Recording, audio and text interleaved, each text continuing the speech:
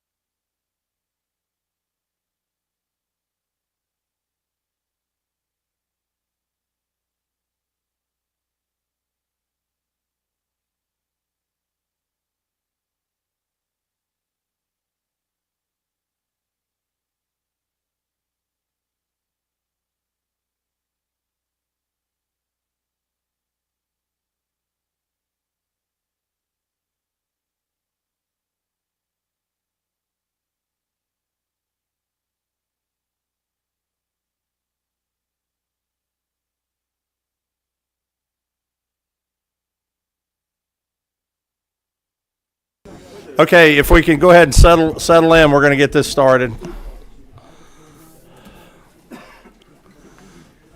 Thank you, Dr. Clark. Thank you, everyone.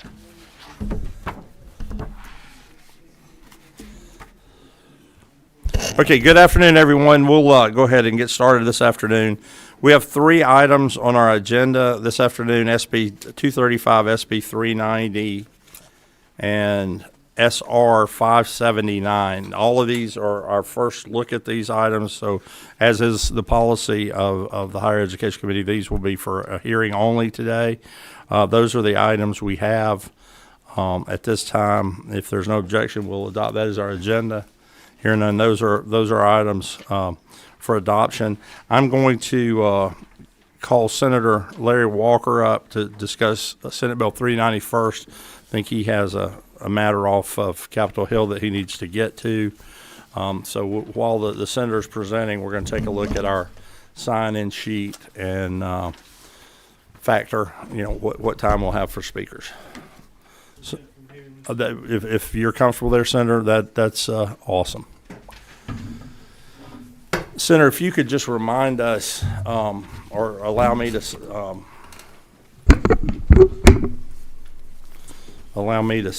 it.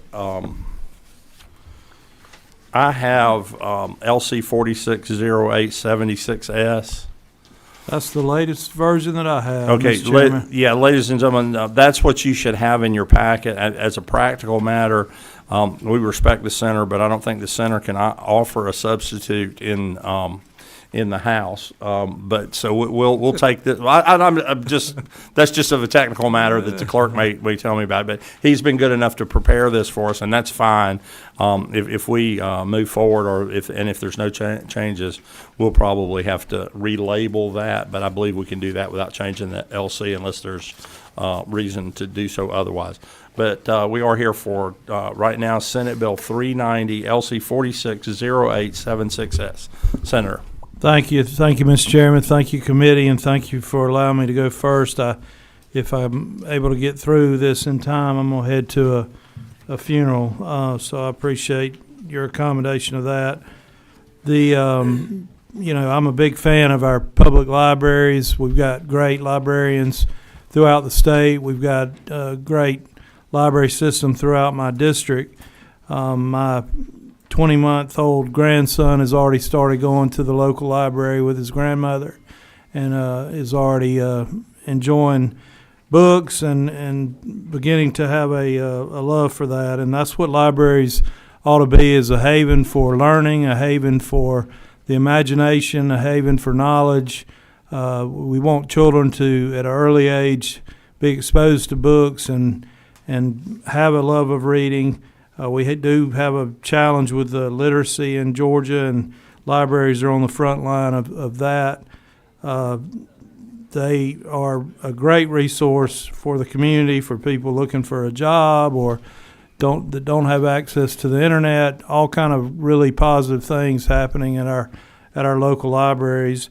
They are funded locally by the county and the city, and they're also funded by the state of Georgia. So I feel like we've certainly got some skin in the game and some reason to offer policy considerations for our libraries. The public library system, as you know, is housed under the University System of Georgia. We do have a state librarian, Mrs. Walker. She's here with us today, and I've discussed this bill with her numerous times and taken a lot of her input on the changes that I have made as it's gone through the process. But again, the libraries ought to be a haven of learning, a place where all families feel comfortable sending their children, taking their children or grandchildren, and not a center of some sort of political indoctrination or cultural battlefield. And the American Library Association, which dates back to the 1800s, is a once revered organization, and it's been co-opted, Mr. Chairman, in my opinion, by a radical group of people. The current president is a self-proclaimed and described Marxist, and they have strayed from their original mission of supporting our libraries and waded into the social and cultural area and political area, and are basically trying to infiltrate our libraries with what I believe is materials and an agenda that is not acceptable to most Georgians, and certainly not acceptable in my district.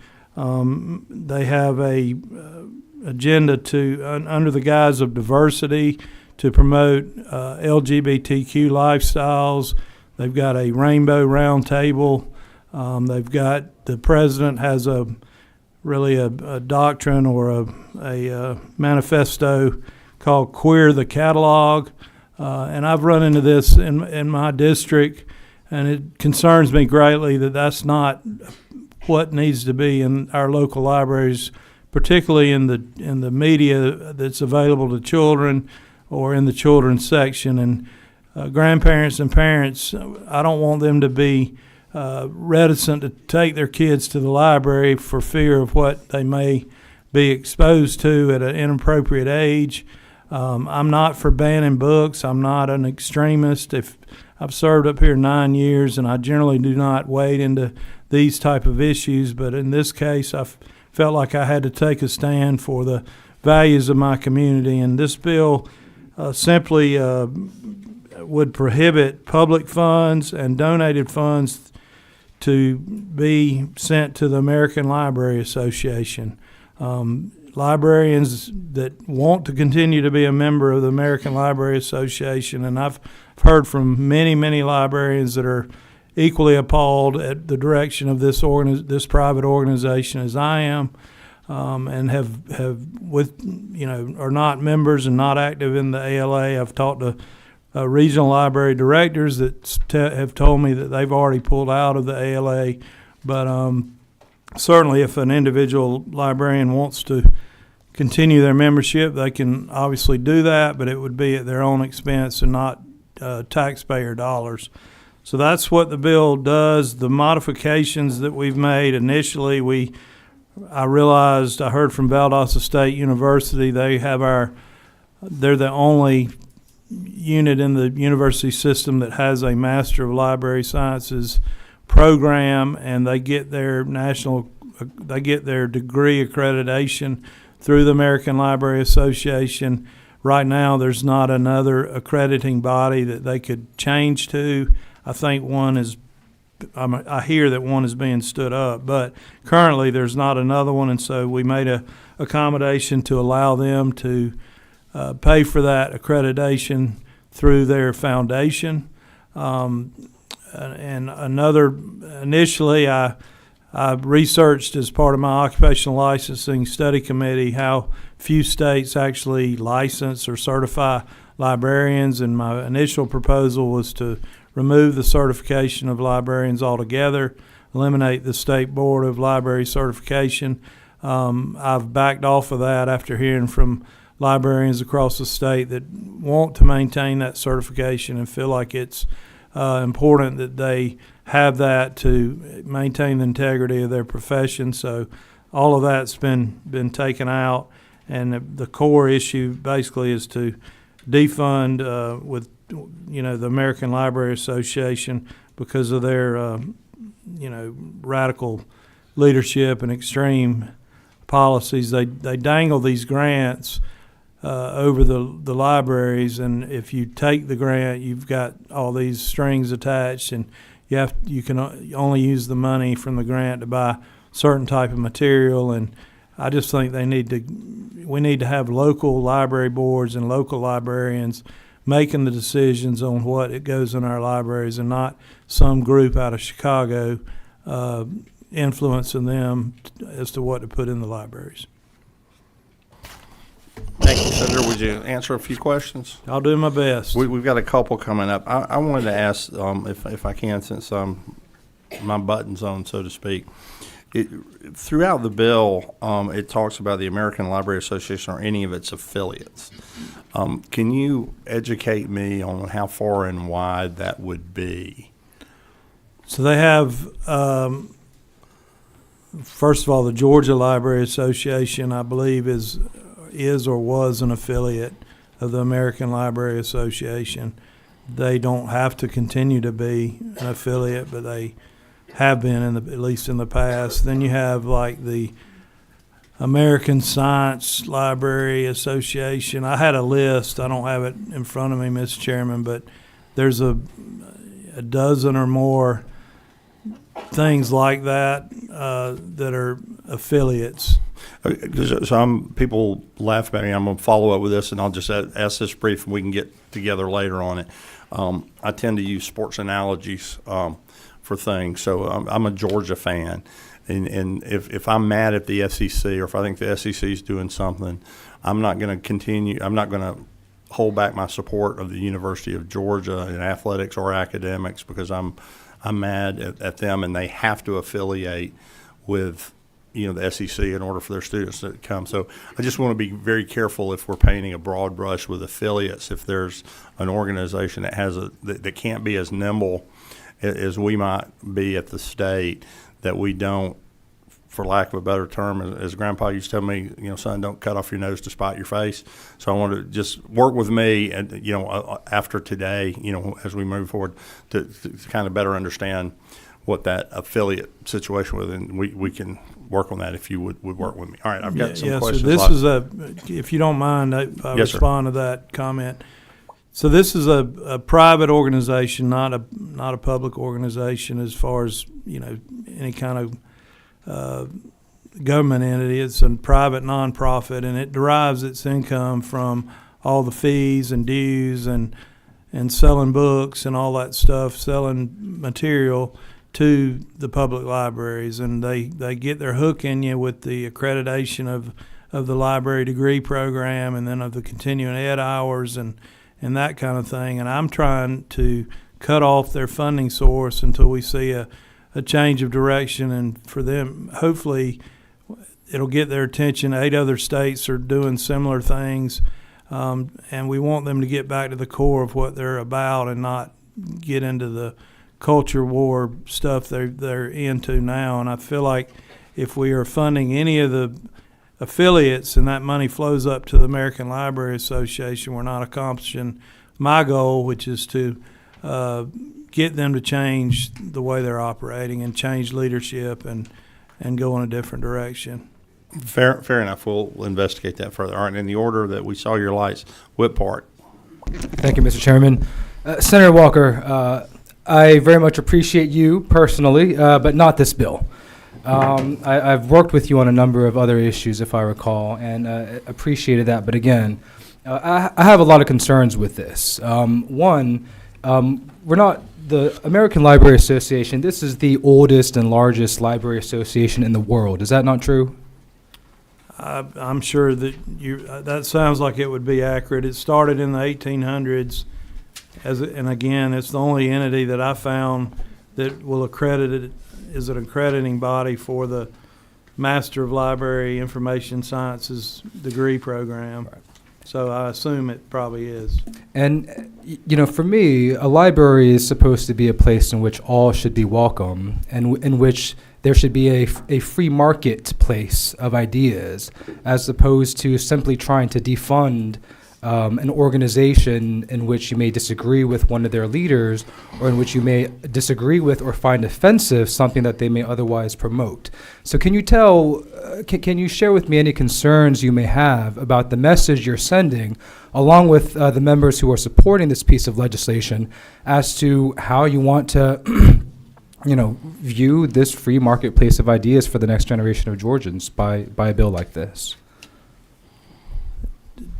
With all due respect, and we have enjoyed working on some good legislation together, that we agree on a lot of stuff. We don't agree on this, evidently. An organization that their members elected a self-described Marxist with a socialist extreme agenda, I think is a danger to our libraries, because it puts them in a situation where parents and children are not going to want to patronize the library because of what type of material they're pushing. Senator, on lines 26 to 27, this bill says that the American Library Association has used the library system in Georgia to promote its ideology. Can you provide any specific examples of those instances in which, again, they've used, or the president of the Library Association has used their connection to Georgia libraries to promote her ideology?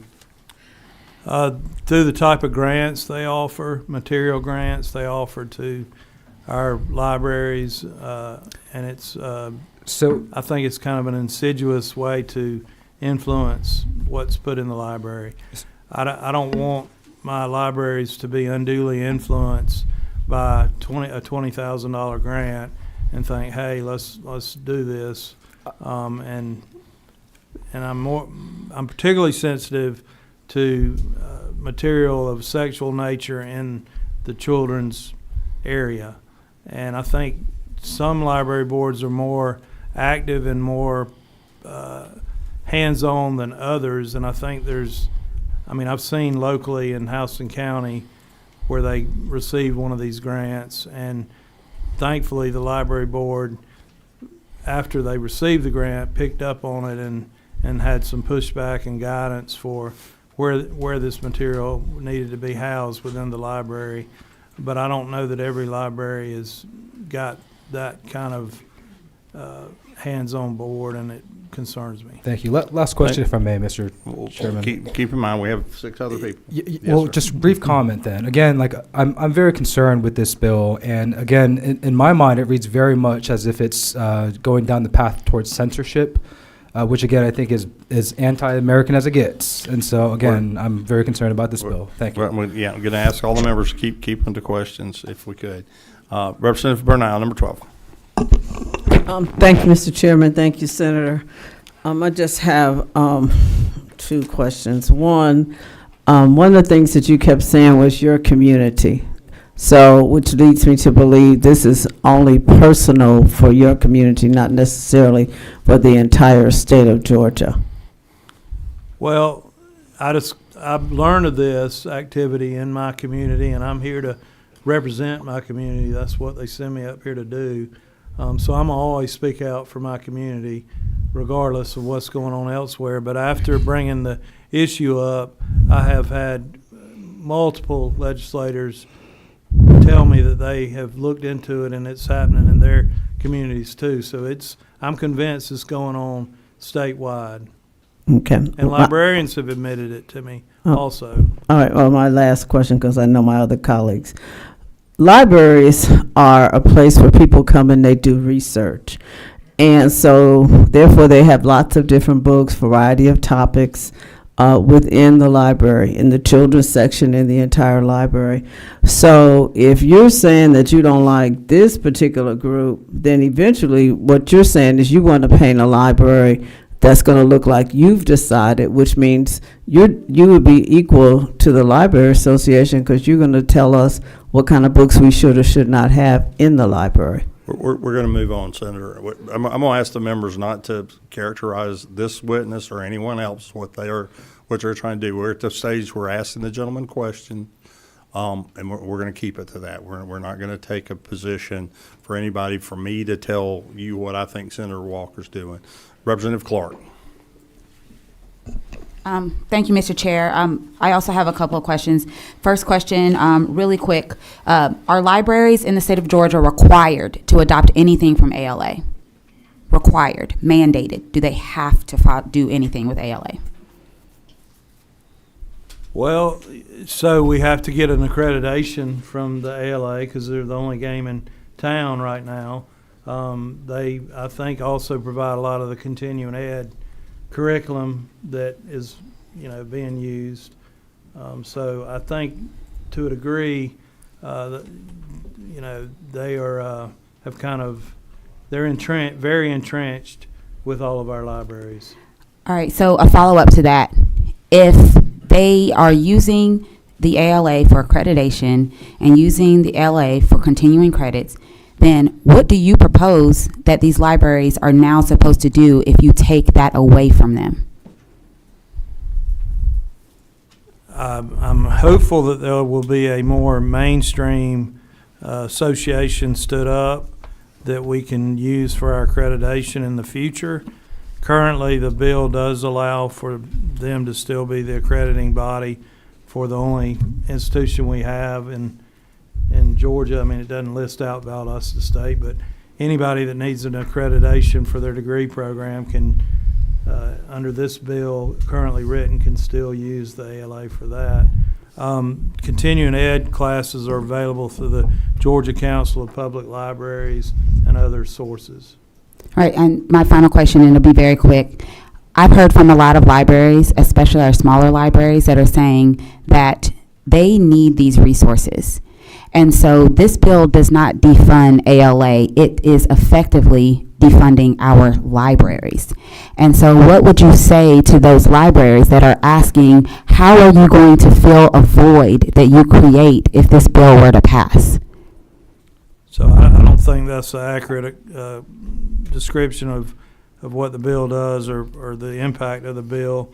Again, the Georgia Council of Public Libraries has a tremendous amount of resources and support for our libraries, and supports all of them, and the state also funds them. So I'm not defunding the libraries. Thank you, Mr. Chair. Representative Holland. And sorry, my microphone disappeared, so I'm going to lean over. Thank you, Mr. Chairman. Do you have I think. Can you hear me access on to one? 11? What are you going to be, number? Can I be number 11? I'll lean. Okay, I have, number 11 is on. All right, perfect. Thank Okay. you, Mr. Chairman. Thank you, Senator. I have a couple of questions.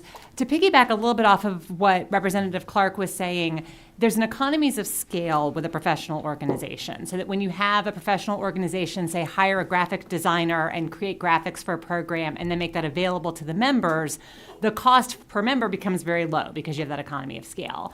ALA is providing legal advice, it's providing graphics, it's providing curriculum development. Each of our local library systems will now have to take on individually the costs of providing those resources. Have we as a body included anything in appropriations? Are we feeding money to these library systems? There's going to be a much greater cost to them if they're not able to take advantage of the professional organization. So do we have a sense yet of what that cost is going to be, either to the library systems or to the state, to be able to subsidize it? I just don't agree with your premise, basically, so no. I mean, we are funding them already. If additional funding's needed, I'm sure we'll look at that. All right.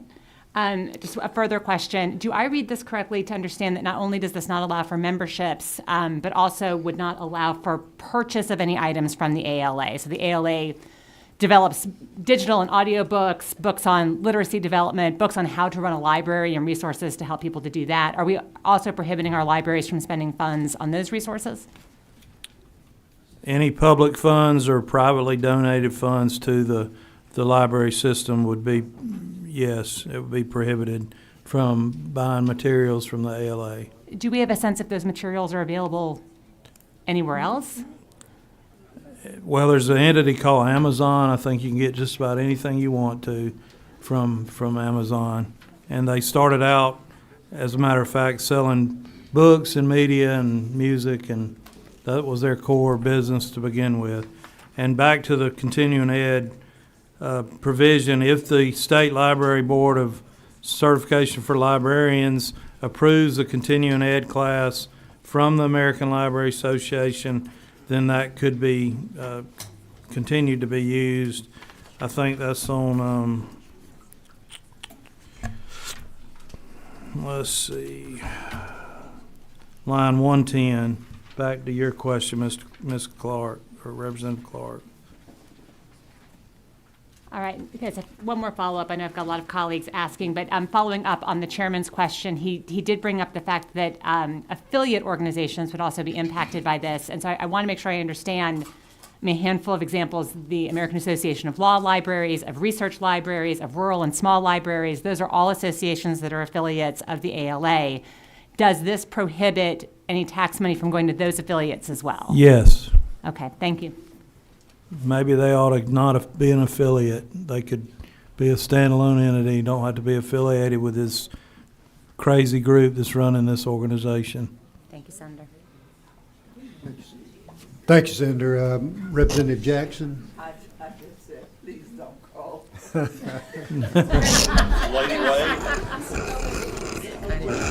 Wave and come back. Wave and come back. Chairman Knight. Thank you, Mr. Chairman. To my good friend, I appreciate you bringing this bill. I know there was a question that was asked in regards to maybe some of the underlying issues that are going on here. I will tell you that I think you are correct in what you're seeing here.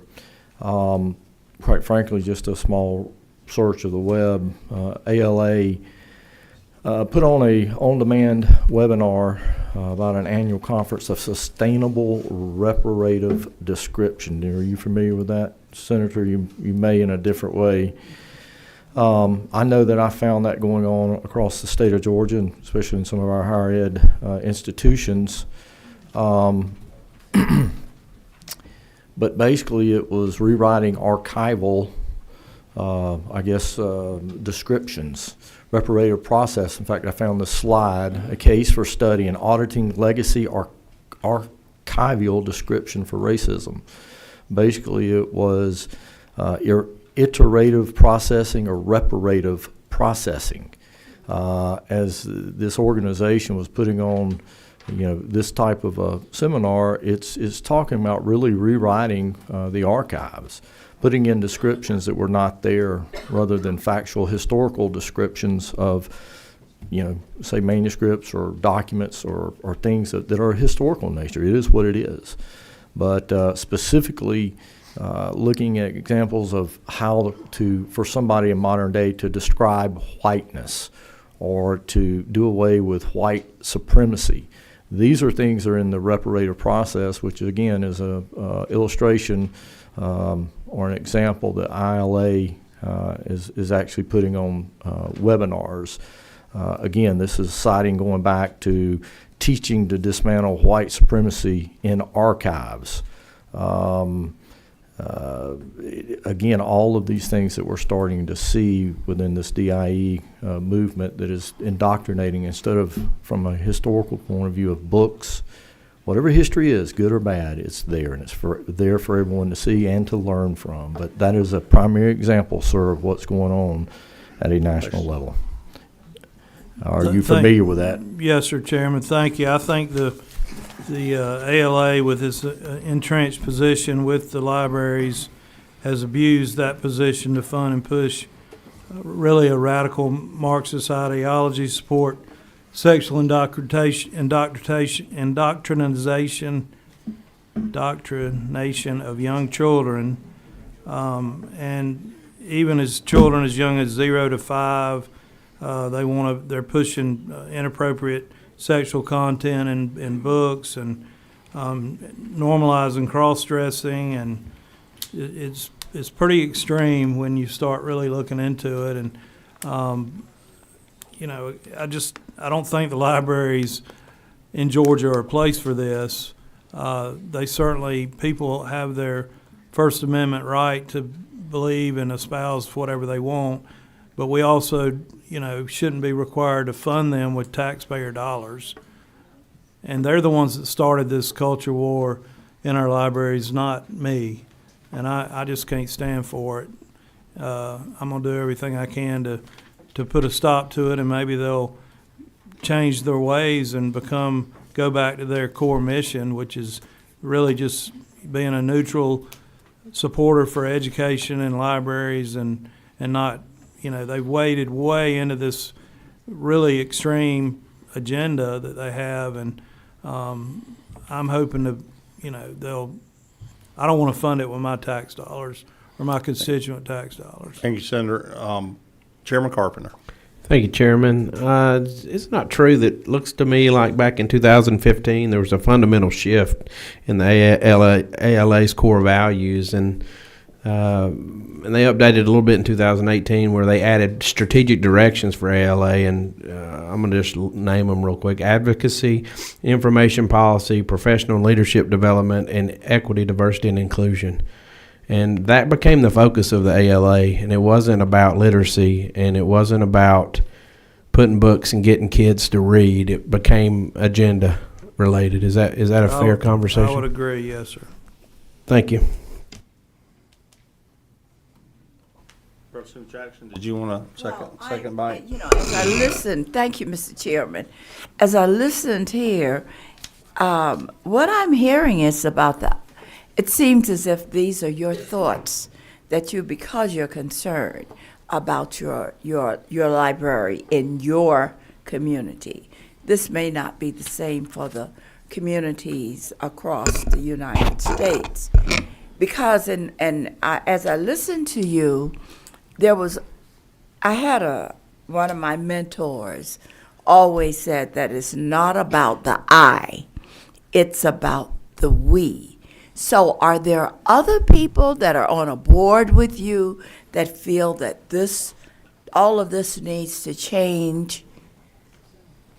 Well, when I brought this bill up in my caucus meeting at the beginning of session, 23 senators lined up to sign the bill in support of it. Mm-hmm. And many of them told me they had the same concerns and had similar type issues in their community. I'm not worried about what they want to do in Colorado. I'm worried about what they want to do in Georgia and Senate District 20. And you've got a lady from New York is the president. She calls herself a Marxist lesbian. And then you got the other executive board members are from California, and that's just not Georgia values. And again, if some of this type material is in the adult section, that's a whole nother story. But they're really pushing it down to the children's section, and I just, it's not appropriate. Thank you. Yes, ma'am. You said where the people are from. Have you found anyone here in the state of Georgia, other than the senators that you have spoken with and what have you? Has anyone within the library associations here in the state of Georgia let their feelings be known? And the reason I ask this question, because I have a degree in library science. It was taught in other schools and not just the one, Savannah State, years ago when the schools were segregated, offered library science and I added that on to my degree. So what I'm saying is, has this been brought before the librarians or the organizations here in the state of Georgia to see what they feel about it? I think they're all quite aware of this legislation at this point. It seems like I've heard from every single one of them, really, but I know I haven't. But I talked to a regional library director. She said, we don't agree with what ALA is doing. We've already pulled out. We're not doing anything with ALA as far as a membership. I've talked to members of the State Library Certification Board that have agree with the intent of the bill. Now, there are other, just to be honest and truthful, there are librarians that don't agree with the bill and have bought into this agenda and think it's the direction we need to be going. I disagree, and as a policymaker and an elected to represent my district, I'm going to do what I think's right, and there's going to be people that don't agree with that, but I feel like I know my district really well and know Georgia well, and I just think that the vast majority of Georgians would think that almost pornographic type material, material of an adult sexual content does not need to be in the children's section of the library. And that's what this organization is pushing. Now, I haven't found, specific examples in my district where that material is there. I do know at the library board meeting I went to, they had a long debate and discussion about moving a book out of the children's section that they had, thought needed to be in the adult section, and they voted to do that. But this gives the local librarians and the local library boards it doesn't change their autonomy to decide what material they have and where to put it and all that.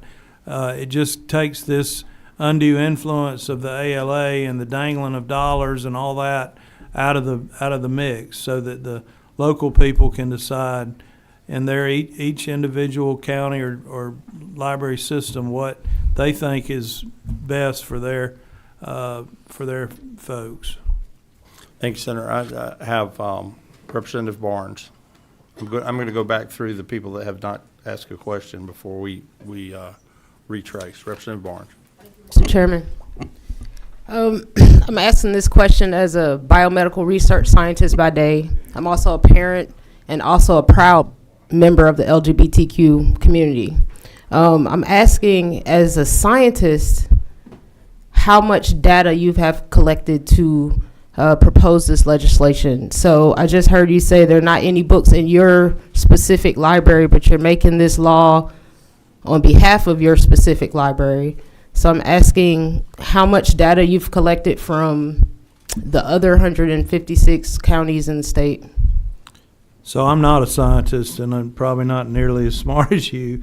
I don't have any data. I did not say that there aren't any books in my library that I would find objectionable or objectionable to be in the children's section. What I'm saying is I don't have a specific example of a book that's there. But I was at a meeting, the one meeting I went to, and they were removing a book from the children's section that the local library board found objectionable. Again, they still have the authority and the autonomy to run the library for their community like they see fit. Thank you so much, Chairman. I just want to ask two questions. So ALA, we're going to leave accreditation, continuing ed in place. Is that correct? Yes, the continuing ed has to be prior approval by the State Board of Certification of Librarians. And also with that, local libraries have the ability not to apply for grants and not to utilize continuing ed, and they have other places to go forward and get accrediting. Is that correct? I'm not aware of anywhere else to get accreditation for a degree program at this time. That's why I agreed to allow ALA to still do the accreditation of the degree program. So based on what you've just answered, we're leaving them in place for accreditation. We're leaving them in place for continuing ed. We have the ability in local libraries to opt out. But this legislation is what we need to do for everybody in Georgia. I believe so. Okay, thank you. Yes, ma'am. Ladies, I have three questions. Whip Park, Representative Clark, and Representative Bernal. Let me ask you, we have literally 17 people signed up to speak, 2 more bills. Could I ask you guys to hold those questions so that we can get to the folks that have driven? Okay, I'll allow that. I'm just trying to be respectful of the folks that drove in. I don't want us to run out of time. We got 3 bills to hear. Dr. Clark. Thank you, Mr. Chair. I appreciate that. I just want to clarify, because you said something when you were asked about who's in favor of this.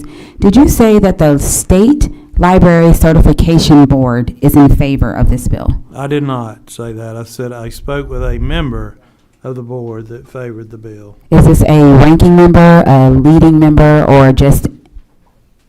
I don't know where she ranks. Thank you. Thank you. Thank you, Representative Bernal. As well. When we get finished, if we have time, I will come back to the whip and to Representative Bernal. Senator, did you have anything else you wanted to share with us before we went to testimony on the matter? You'll get an opportunity when you come back again. So she's here, and I don't want to put words in her mouth, but our state librarian is neutral on the bill. She's fine with the bill.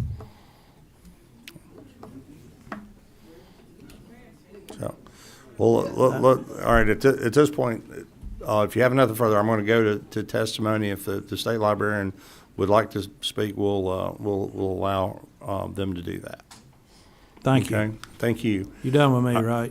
Yes, sir. And you're, we will have you back if there are no other questions. I know you have an event. Well, I can't make it. You can't make it at this point. So, but you still may have committees to do that. If we need you back, we'll call right. today, but we will be fine for today. Thank you, Chairman. Yes, sir. I'm going to move. I'll turn myself. I'm going to move back on and do my best to read these names. I'm going to have to, since we're talking about literacy and libraries and writing, I'm going to have to get with some of you all about the way you put the pen to paper and write your name on a sheet. But I think I have the first one here, and Victoria Cruz. If you would come forward. What I'm going to ask you to do, we literally have about 19 people on this matter. We have 2 more pieces of legislation, and you can see we have an inquisitive committee here to do that. So I'm going to ask everyone if you will help and limit your comments to 2 minutes. And I'll have the vice chairman of the committee wave at you if we get down to the 1 minute 50 seconds. But with that, Ms. Cruz. Thank you. I'm Victoria Cruz from Athens, Oconee County, a small county, and I am here to speak in favor of the bill. I am a parent, but I have to admit to you, none of this was a problem when my kids were growing up and going to the library. This has been a gradual change and more marked and fast since Ellen Dubinsky took hold of the Library Association, American Library Association. She could not wait to say she was an avowed Marxist and a lesbian. And her platform includes abolishing the family. This isn't all about libraries anymore. It's not about books. Abolishing the family, replacing mothers and fathers with collective parenting, forming a mass movement to protect children's right to engage in prostitution. Classroom libraries, but also school libraries of all kinds, need to be sites of socialist organizing. And she also has denounced Christo-fascist right and angry white mob parents who organize to come and get books off the shelves in the young adult section, the toddler section, the children's section. We are not banning books. I'm a parent. I don't know what's wrong with the microphone. I am not advocating for any organization. I'm a parent, a taxpayer. I have a small group in my county who have been challenging books. We've been looking at these books. One of the books I read was so poorly written. I was thinking, why are they offering this to children? They are giving awards to these books so that they are pushed out to the public, and it is deceptive. Thank you, Ms. Cruz. Stephen, help me out. Alezi? Shire. I got you there. My name is Stephen L. Shire. Shire. I'm also Thank you. from Oconee, Athens. Yes, And so I'm- let me just, if you would suspend for me. The next, I have James, looks like an A or a C. James Coleman. Okay, you'll be next, and Harrison Tran will be after that. Yes, sir.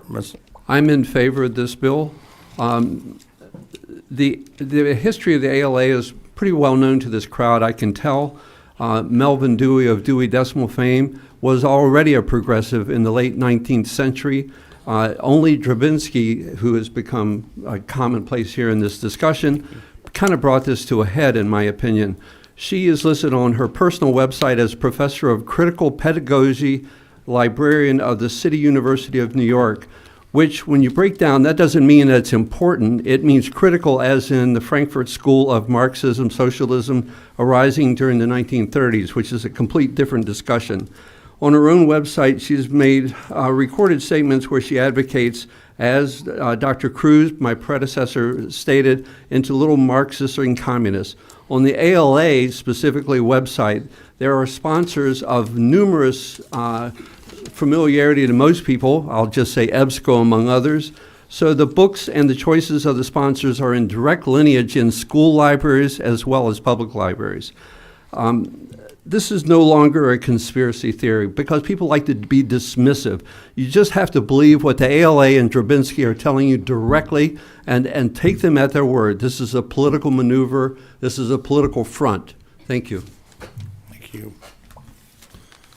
James Coleman. Harrison Tran on deck. Kathy Ash. Is that the Kathy Ash? Yes, sir. Thank you for the time. My name's James Coleman. I serve as chair of the Cobb County Public Library Board of Trustees.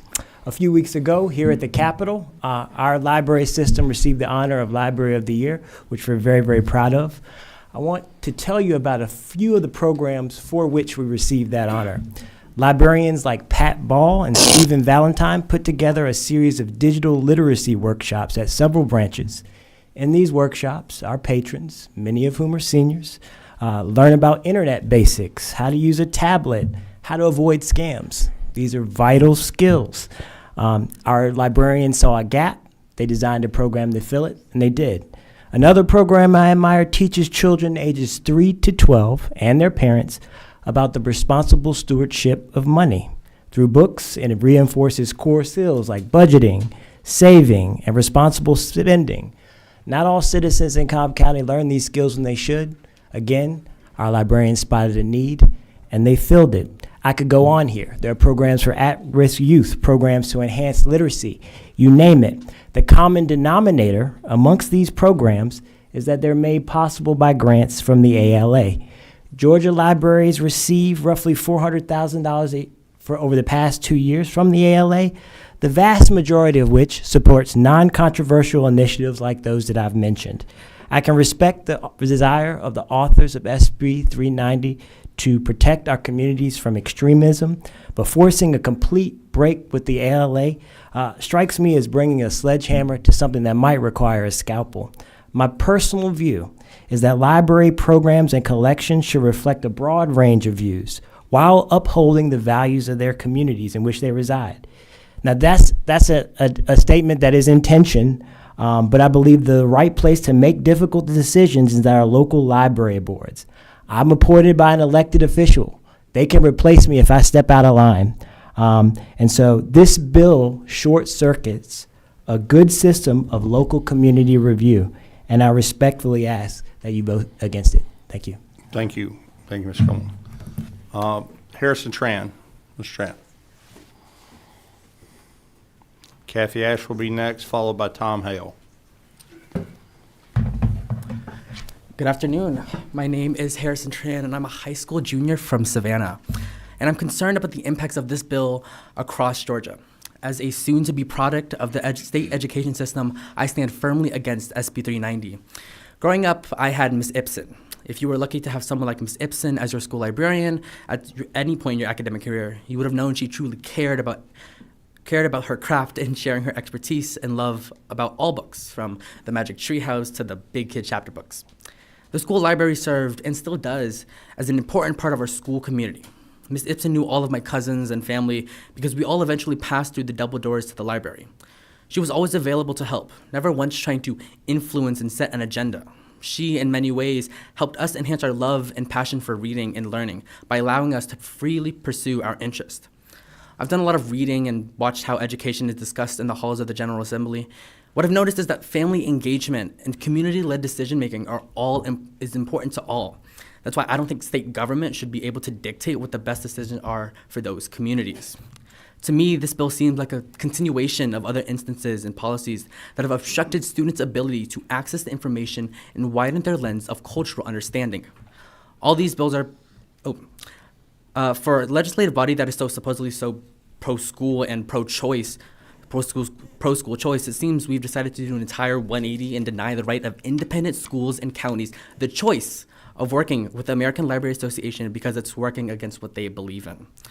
Let the record show that the ALA does crucial work in licensing librarians who have served as a cornerstone for community and passion and learning for decades in Georgia and the United States.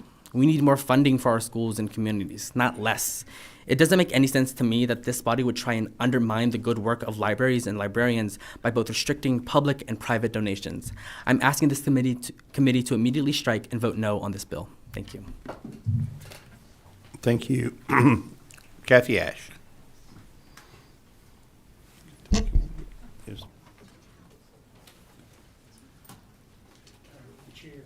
Yes, sir. No, I was just checking to see if there was a way we could. I'm gonna do it this way. If it's all right, I'm gonna slide them this way. Oh, absolutely. And then I'll give her a chance to get in.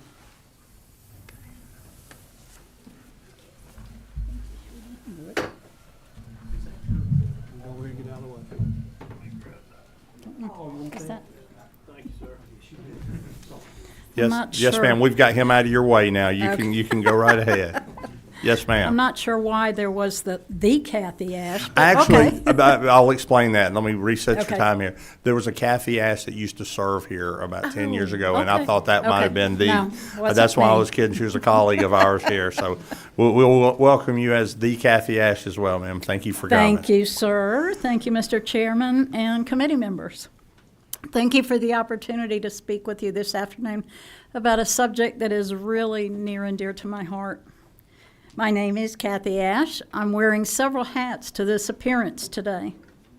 I'm serving my 14th year as the chairman of the Piedmont Regional Library Board of Library Trustees, who serve the citizens of Georgia in Barrow, Banks, and Jackson counties. In addition to serving as the regional board chair, I'm also currently serving as the president of Friends of Georgia Libraries, which is a statewide grassroots organization that offers support to Friends of Libraries groups around the state. I also wear the hat and hold the honor of being the inaugural Library Champion of the Year with Georgia Public Libraries. It's safe to say that I'm passionate about my Georgia libraries, and I consider them all mine. And I strive to ensure that Georgia patrons like myself have the best, most professional library service anywhere. I am here today to encourage your continued consideration of Senate Bill 390. As I wear my trustee hat, I'm gravely concerned about several aspects of this bill, including the abolishment of the Library Certification Board, also ending the requirement the library directors in Georgia hold a master's degree in library and information science, and being directed by the state on how to budget for and spend my locally allocated library funds. That would end up including the acceptance of an ALA grant recently by my Auburn library manager. It had nothing to do with materials. It was $10,000 that she received in order to bring her library up to a higher code ADA-wise. It should be obvious that it would be a whole lot easier for me to go into the Auburn Library if there was a handicap assistant door opener. I can't imagine anybody turning that grant down from the ALA just because they had a bad opinion about the ALA as an association. The disbandment of the certification board not only directly affects the professional quality of library service to me as a Georgia library patron, but it also takes away my trustees' abilities to have a guideline in hiring the most professional librarians for our system. Our communities deserve the best library service possible. Our librarians offer that best library service based on the needs of their individual communities. Professional degreed librarians are trained to recognize those needs and to provide the best possible outreach as well. Gone are the days of the quiet little sweater-wearing librarian shushing the patrons. Libraries in the 21st century offer so much more to their communities now. And we're able to offer more because of the education and continuing education that comes with the Master's in Library and Information Science degree. 85% of Georgia's librarian certification licenses were granted to graduates of Valdosta State University program. Yes, ma'am. Miss, if I could, can Sure. you, just to stay within, to be fair to everyone. Sure. You're a little Almost bit over. done. Yes, Almost ma'am. done. Why would anybody want that opportunity removed? Why should a Georgia student seeking the degree be forced to go to another state to get it? I'm a faith, family, flag Georgian. I'm fiercely proud of three of the most important decisions in my life: accepting Christ as my Savior, accepting my sweet husband's proposal, and my hiring of Beth Harden McIntyre as my executive director for our Piedmont region. She and her staff make me proud every single day. As both the trustee and a friend to my libraries, I don't have any affiliation or involvement with the national organization.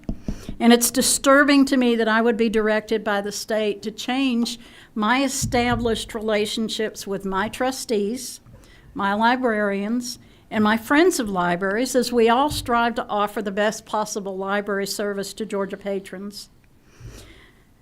I encourage your further consideration of these aspects of 390 and ask that you leave library trustees around our great state the tools that we use on a daily basis. I remind you again that this bill will hurt our Georgia libraries and their communities. It won't hurt the ALA. Thank you for your time. Thank you, Ms. Ash. Tom Hale. Okay, baby.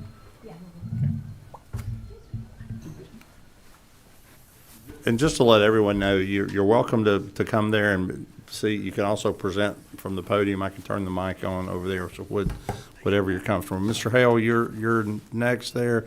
Beth McIntyre and Alyssa.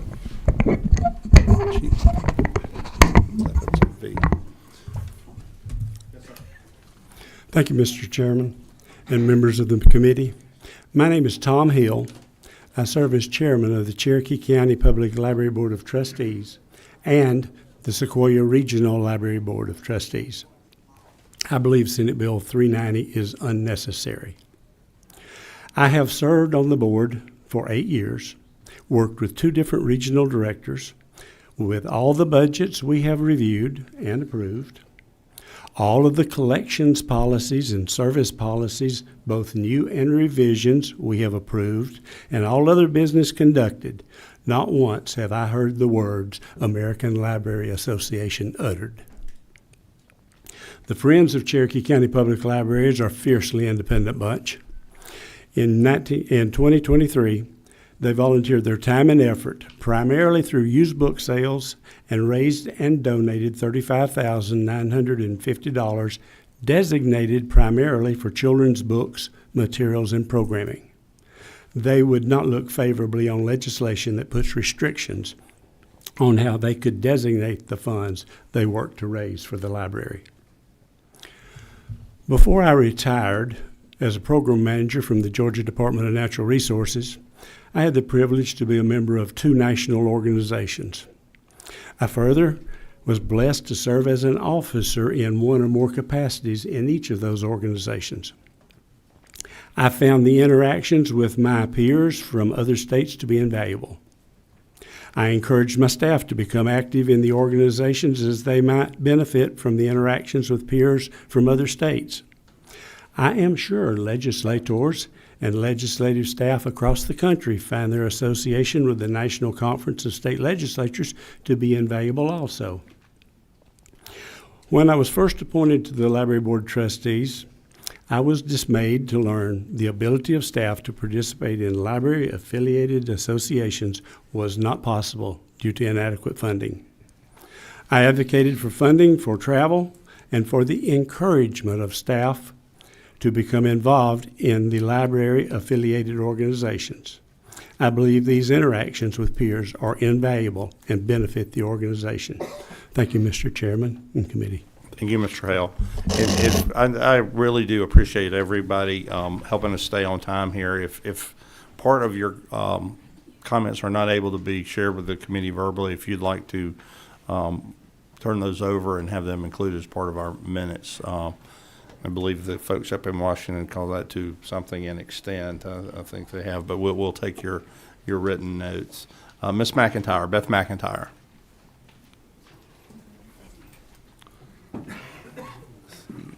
H-E.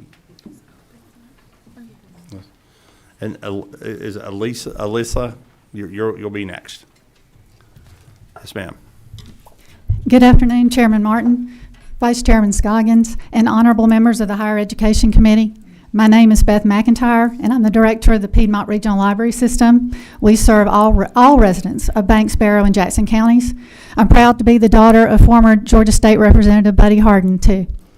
Thank you for the opportunity to speak with you today. I'm going to go talk real fast. As a professional librarian, I feel responsible for separating fact from fiction.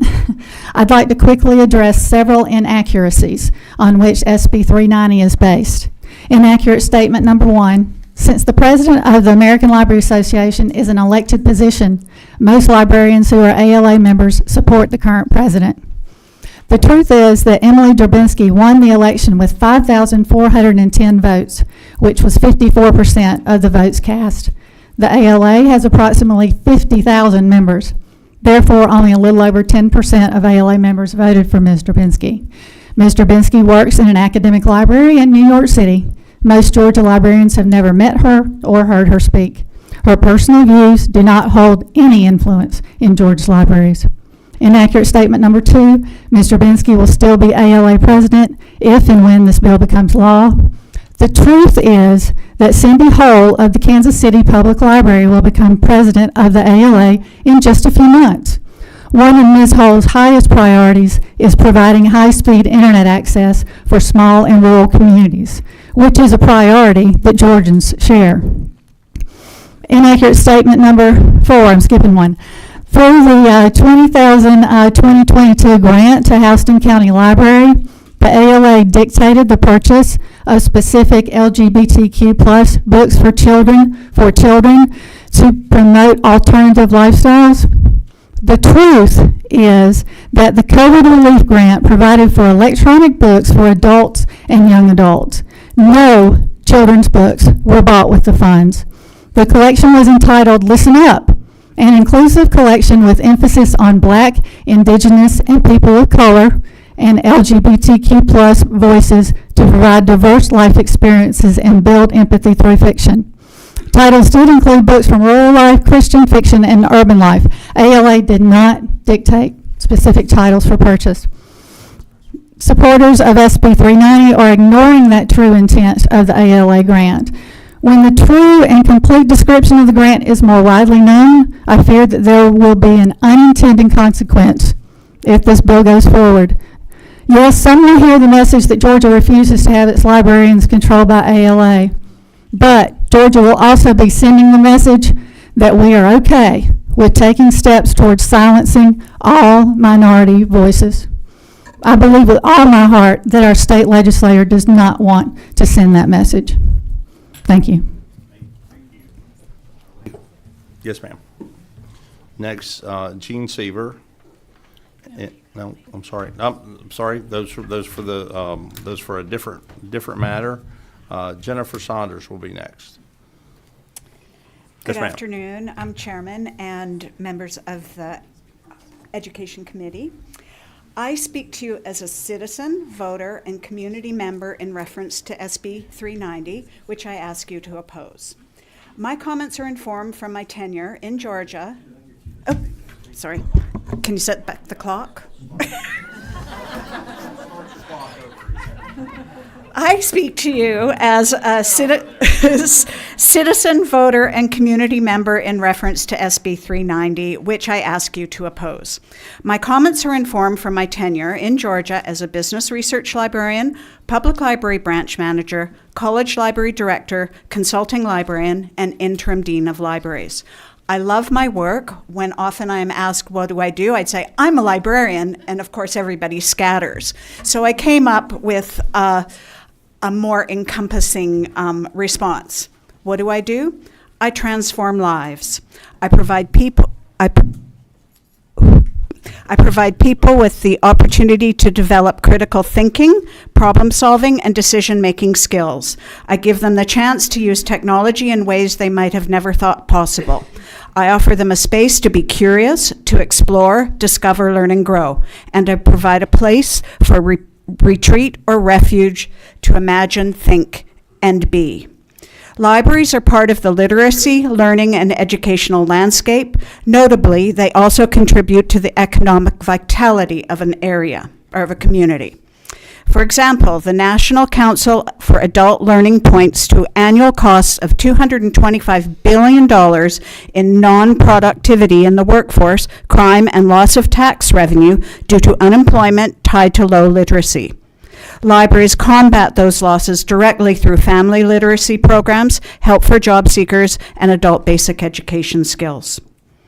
One of my first lessons about libraries was how every library is different and customizes its resources and services to its users.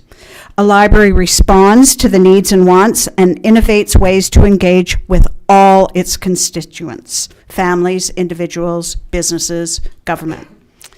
The ALA is a professional organization used by libraries to connect people and resources.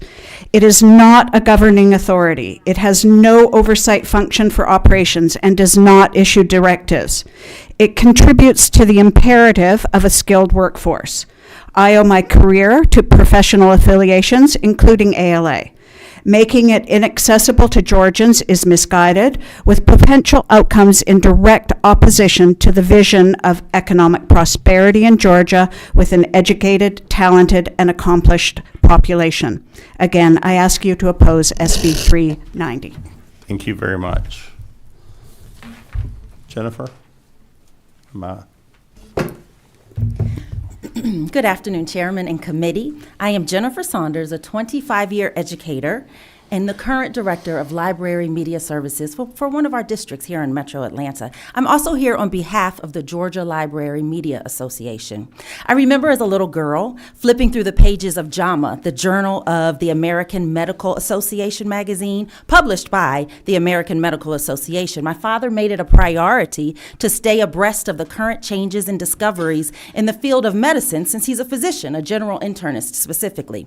I remember he enjoyed attending conferences which gave him the opportunity to engage in discussions and sometimes healthy debates with other physicians about all things medicine and providing support for his patients. Fast forward to today, as I lead 73 school library media specialists in my school district. Last school year, I welcomed 29 brand new school library media specialists and was tasked with ensuring that they received training as they developed programming that would support the literacy development of their students. I immediately turned to the American Library Association. The wealth of knowledgeable and practical resources offered by ALA proved to help shape our year-long professional development sessions as we dove into the National School Library Standards focused on the 6 foundations of library media programming. In addition to that specific resource, ALA offered additional professional literature that gave insights into pairing STEAM stories, literacy, lifesavers, playing games in the school library, and more. ALA simply offers practical guidance to the structure of our library media programs. I understand that there is hesitation with the current leadership of ALA, and I can assure you that out of the 73 school library media specialists in my district, maybe one can tell you who the current president is. Let's face it, presidents don't always reflect the values of everyone they represent. But back to the benefits of ALA. The annual conference The annual conference offered by ALA allows us to collaborate with library media specialists throughout the country each year. I look forward to the opportunity to meet authors and publishers and learn from others in my same profession. I encourage you to look at the core benefit of how the American Library Association supports our profession and the overall positive effects it has on its practitioners. Thank you. Thank you. And thank you for giving us a little levity on this very serious subject. Patrice Lord Walker, am I right there, Lord Walker? Laird. Yes. See, I need to go back to the library and work on my pronunciation That's of the names. okay. Yes, ma'am. I'm a librarian. Thank I can you help. Thank you for joining us. Yes, ma'am. As a retired director of school libraries for a major school district here in Georgia, and a public school teacher for over 30 years, and a proud graduate of Clark Atlanta University, where I use Woodruff Library. Since 1988, I have been a Georgian. I've always been proud to be from Georgia. I am very concerned about Senate Bill 390. This bill attempts to dilute the strength of a professional relationship and resources for a plethora of Georgia librarians. ALA has for many decades, as you heard earlier, helped to provide high-quality standards required for any individual wanting to become a librarian, and this bill will limit the access to this professional pathway for Georgians. As with all professional organizations, we are a diverse group of people. This is an asset, not a liability. The purpose of the American Library Association and the Association of School Libraries is the affiliate of this organization, and the goal is to empower both public and school librarians to be prepared and the progressive lighthouse in communities they serve. Removing an entire professionals collaborative resource tool is completely unacceptable. This doesn't make for a progressive Georgia that I have been proud to call home. Georgia values children and present and future communities. This will compromise the robustness of those professional certification pathways that are so important to serve and train librarians in this state. We are progressive. If Georgia decided not to allow pediatricians to be connected to AMA, the American Medical Association, being able to attend conferences, study and learn from each other, communicate on a larger platform, we wouldn't be seen as progressive. Senate Bill 390 doesn't serve Georgia librarians well. The public library has long been respected in the community as the information lighthouse. We want to remain that for our communities. I am, as I said before, a retired librarian. I love libraries. I believe that communities that have high needs need a library as the information lighthouse. This serves them well. Thank you. Thank you.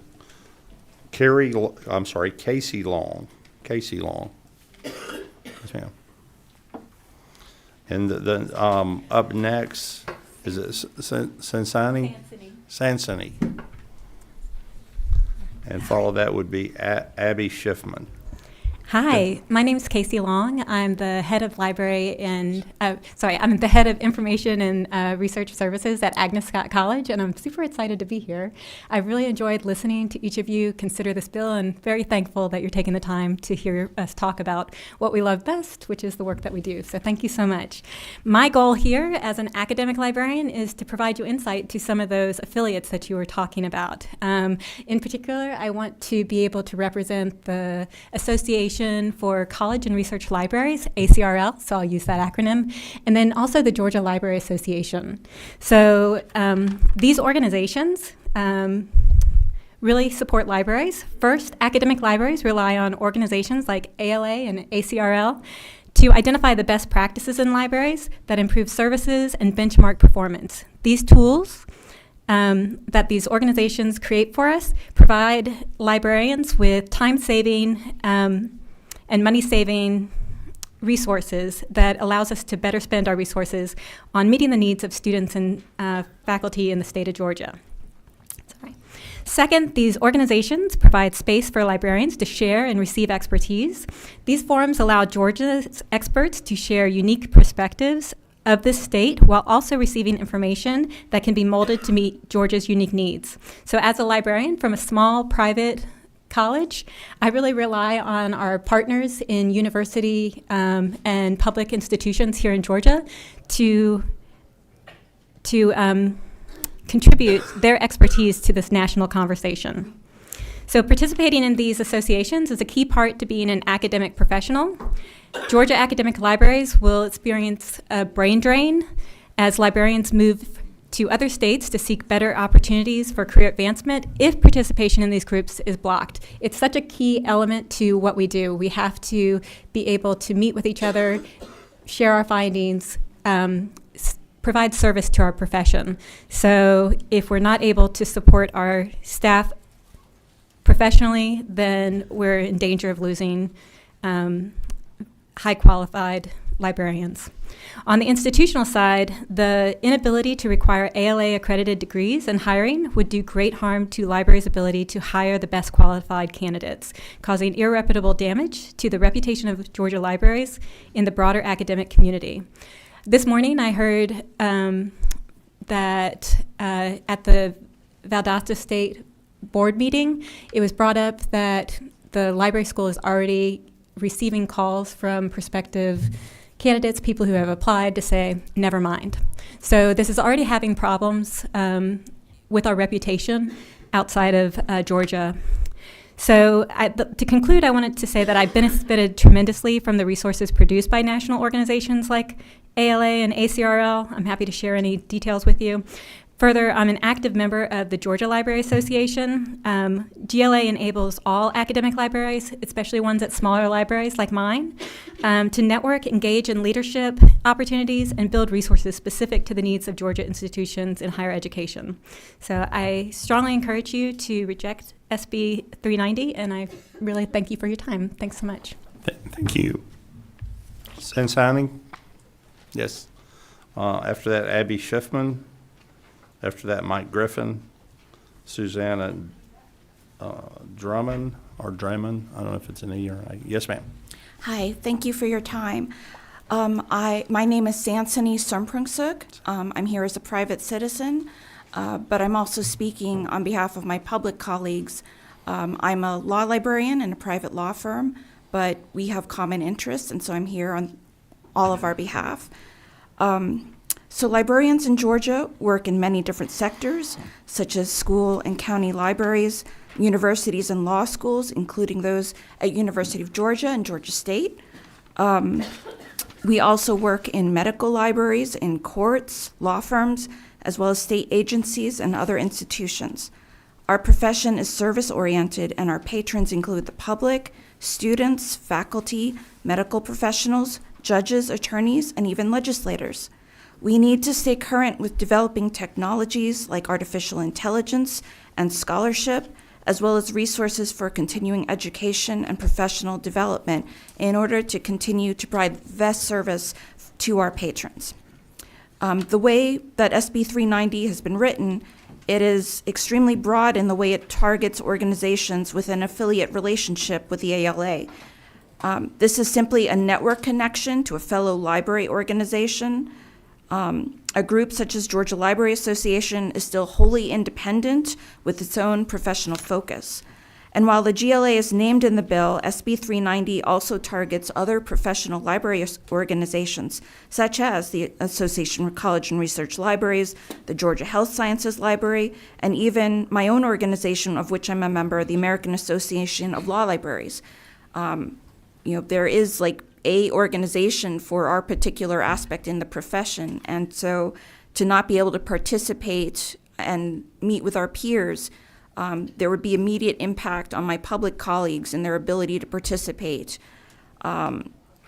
So I just wanted to share that it would diminish our profession if this bill were to pass. So thank you for your time. Thank you very much. Abby Schiffman. Good afternoon, Chairman, thank you. Committee, thank you. It's been a long time since I've spoken before this board, way back when I was a PTA member. SB 390 has no positive impact for our higher education institutions, the library systems of the state, the librarians of our state, nor the citizens of our state. As a former licensed professional in the field of physical therapy, I belong to a national organization which offered numerous continuing education courses that allowed me to fulfill what was required for the state of Georgia Licensing Board.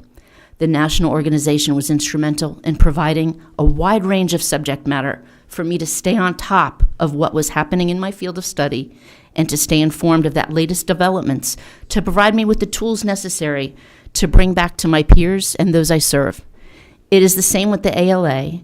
Not only do they provide courses and learning to allow members to bring back to their patrons and fellow librarians, they provide numerous grants that help bridge the gap in funding that our libraries cannot do it alone on their individual funding sources or state funding. You have heard about the last 2 years, how the state's libraries have received over $400,000 from the ALA.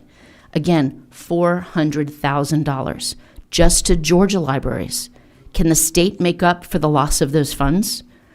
Those funds have allowed our libraries to provide financial literacy programs to patrons, as well as to address in some of the many other library facilities ADA accessibility issues. This is not funding the state of Georgia can afford to give up. Georgia libraries should be allowed to continue to receive their fair share of funding for its citizens through the ALA. Libraries apply for grants, and they tell them they ask for the money and how they will spend that money. The ALA does not say, oh, this is how you have to use that money. And because of everybody else, I've cut off a lot of what I'm going to say. Georgia libraries are completely independent in their governance, finances, and outlook from the ALA. Our librarians have the freedom and responsibility to operate our libraries based on what the local needs are and serve the local community to the best of its ability.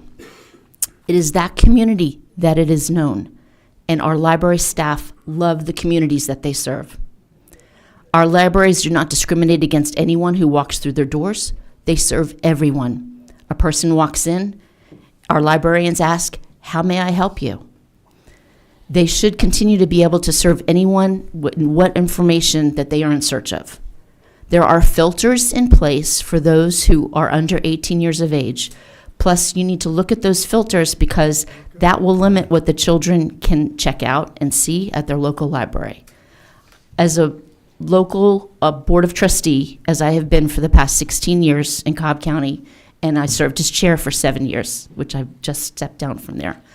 I respectfully request that you oppose this unnecessary legislation and continue to support quality professional libraries throughout the state. Thank you very much. Thank you. Mr. Griffin, Mike Griffin.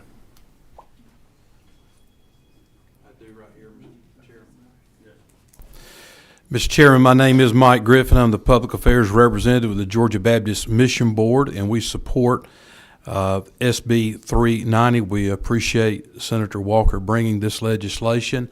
I think, I'm trying to see if Mac Parnell is in here, and if he's not, he did want me to speak in favor of the Georgia Faith and Freedom Coalition does support this legislation as well.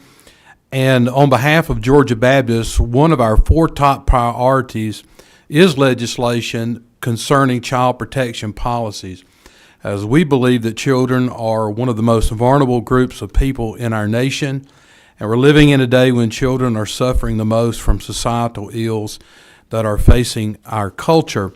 And working in the area of child protection policy that I do, I deal a lot in dealing with issues related to sexual grooming, peer-to-peer abuse, all those types of things, and realize that sometimes we do need to go upstream and find out what are some of the things that are causing some of the issues that we're having with our children. There's no doubt that improper indoctrination versus education is having an impact on our kids today. It's not always the biology that's the issue, it's the culture today that's having a negative impact on our children, and we do believe they do need to be protected, and we support this kind of legislation, and we do appreciate the committee's favorable support. Thank you, Mr. Chairman. Thank you, Mr. Griffin. Suzanne Drummond? Drennan. I'm sorry, I didn't know if it was an E or a U. Based on the way I'm going today, at least I got the D at the start of it correct. So and it's usually Suzanne or Susan, so well done. My name is Susanna Drennan. I am here to say no, please, on this bill. And I would like to thank you for the opportunity to speak today and commend you for your indulgence, as I am not a professional librarian. While I do possess a BA in English Literature from 1995 in Colorado, somebody mentioned that state earlier, I do not consider this remotely close to the qualifications necessary to speak on a professional level to anything that is currently happening with this bill. I am, however, an end user. I'm also a mother to twin 13-year-olds who grew up taking advantage of the library's excellent programming, reading materials, and qualified staff.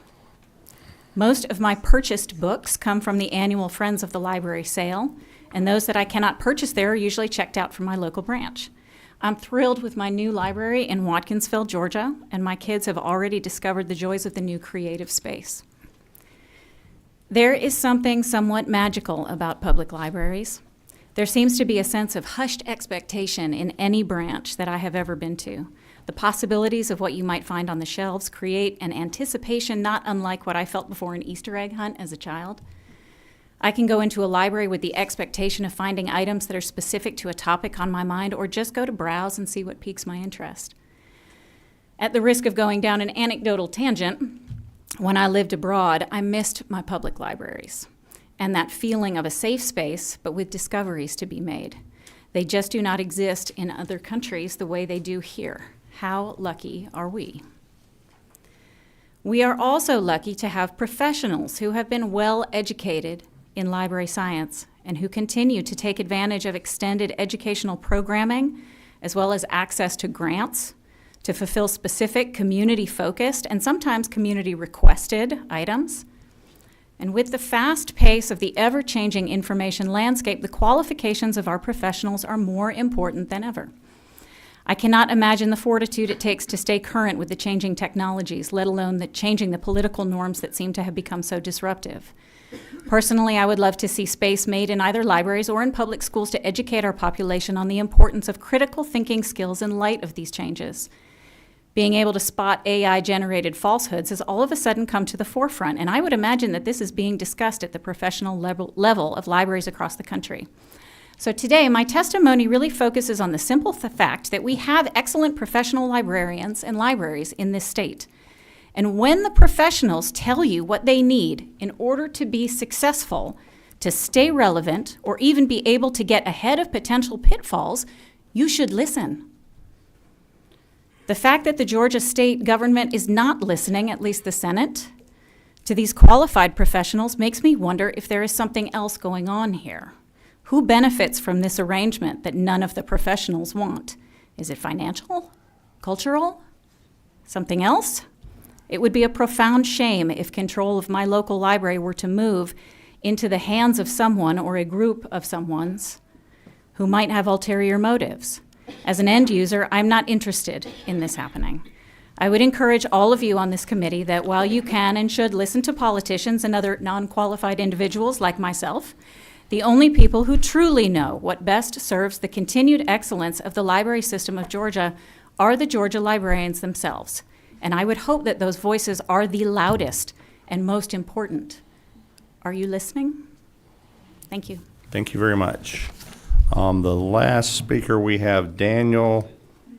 I'm sorry, we have a different page, but we still have Daniel Herrera. Yes. Okay, we got to work on your penmanship, Daniel. I'm telling you, you're doing everything right, but you kind of got wavy toward the end there. You got wavy at the end. Daniel, you have the floor. Thank you. I am 16 years old, and I'm a junior in high school, so that may excuse the penmanship a little bit. Well, we're also going to reset your time here and ask you if you have an NIL deal. You're a pretty strapping young man there. We think we can get you a deal planned. Thank you very much. Football, basketball, or soccer someplace. Yes, sir. I'll consider it. Carry on. Thank you. So today, when I hear this, I find myself not concerned about what they'll read. And I say this as somebody who intends to be a future father. And I say that I'm not concerned about what my children will read, but about if they'll be able to read. And bills like this, SB 390, put that concern in my heart because to me, it feels like that they're attacking the democratic institutions that have long been established since 1776 and the establishment of this country. And what this bill essentially will do is limit the access of books and texts that people will have access to. And that, to me, is scary.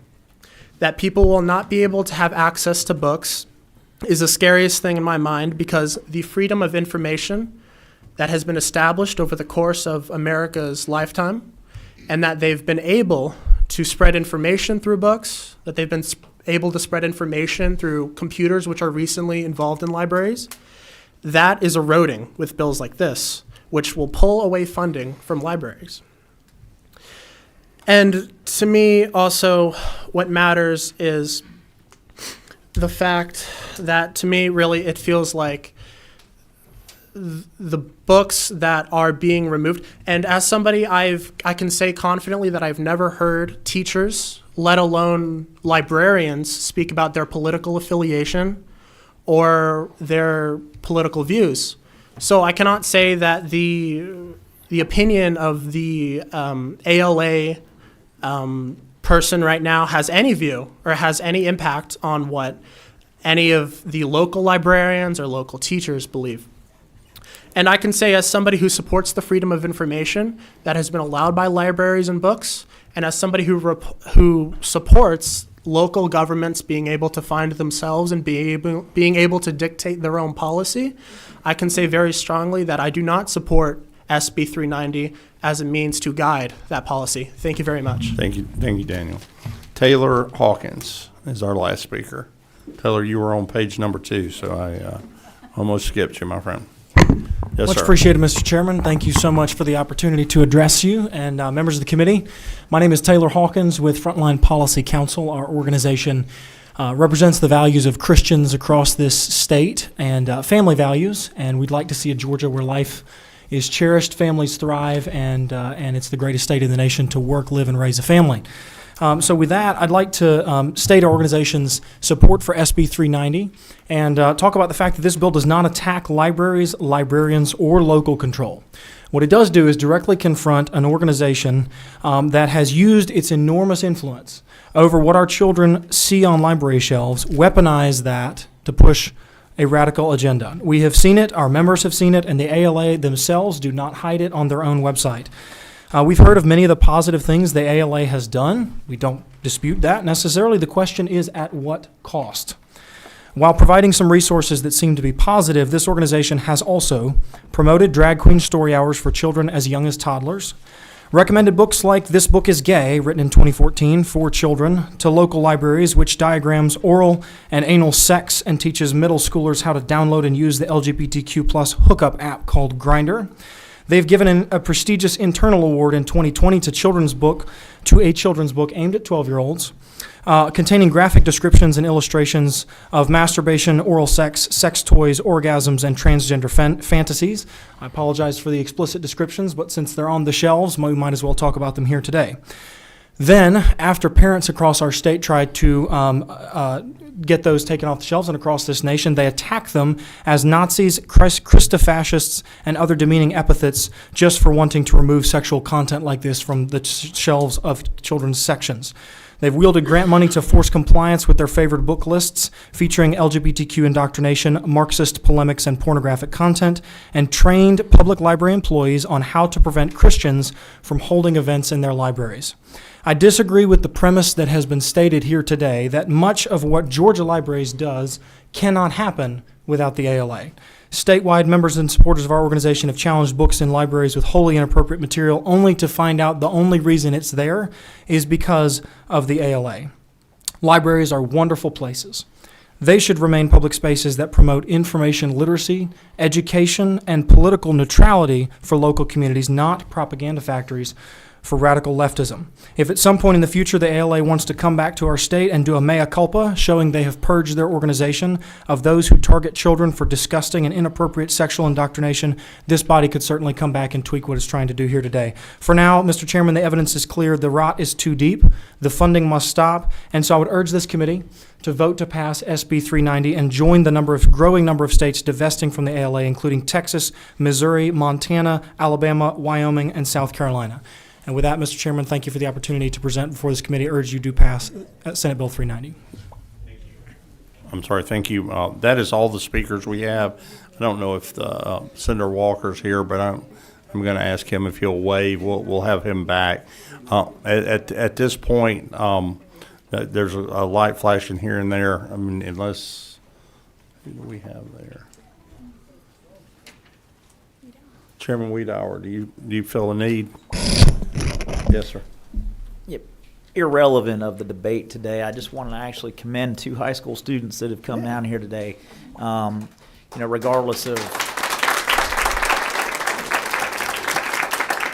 Regardless of where I may end up in opinion of agreeing or disagreeing, it's always good to see young people getting involved, and I appreciate your attendance today.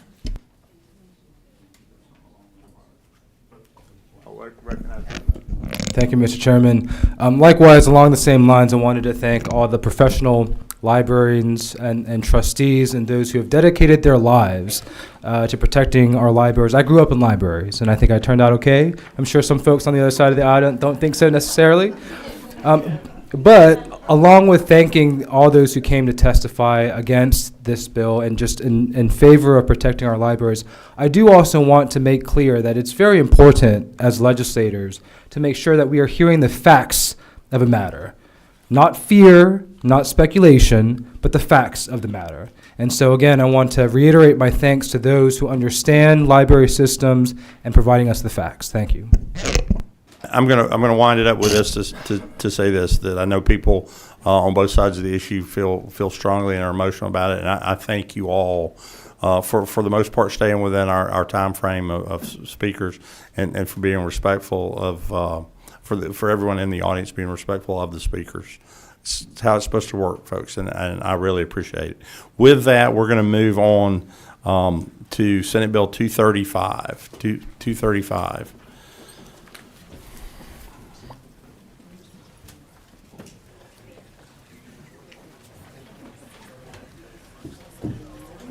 Senator, if you could just settle in while we'll give the room a minute to clear.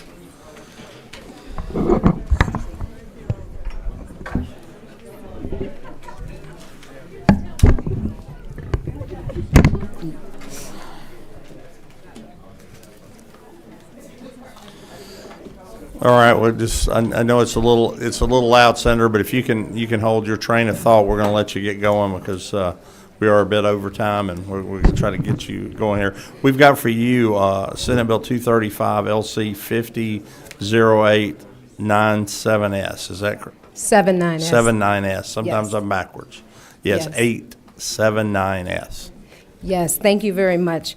Well, let me start by thanking you, Mr. Chairman, and committee members for allowing me the opportunity to present this legislation. And a little bit of background. This bill is a direct recommendation from the 2022 Bipartisan Senate Study Committee on Excellence, Innovation, and Technology at Georgia's Historically Black Colleges and Universities that I had the honor to chair. And so after months of hearings with our HBCU presidents and other university leaders at our HBCUs, business and economic development, nonprofit, education, and public policy leaders, several themes really became quite apparent. The first of which, our HBCUs are enormous assets to our state. In fact, they boast a $1.3 billion economic impact each year, and a $9 billion in lifetime earnings for every graduating class. They award 23% of all bachelor's degrees earned by black students. They educate 18% of all black undergraduates each year at four-year institutions in the state of Georgia. And they clearly then positively impact the lives of nearly 20,000 students every year, generation after generation, playing a vital role in elevating their socioeconomic status and helping to develop future business, community, civic, and faith-based leaders.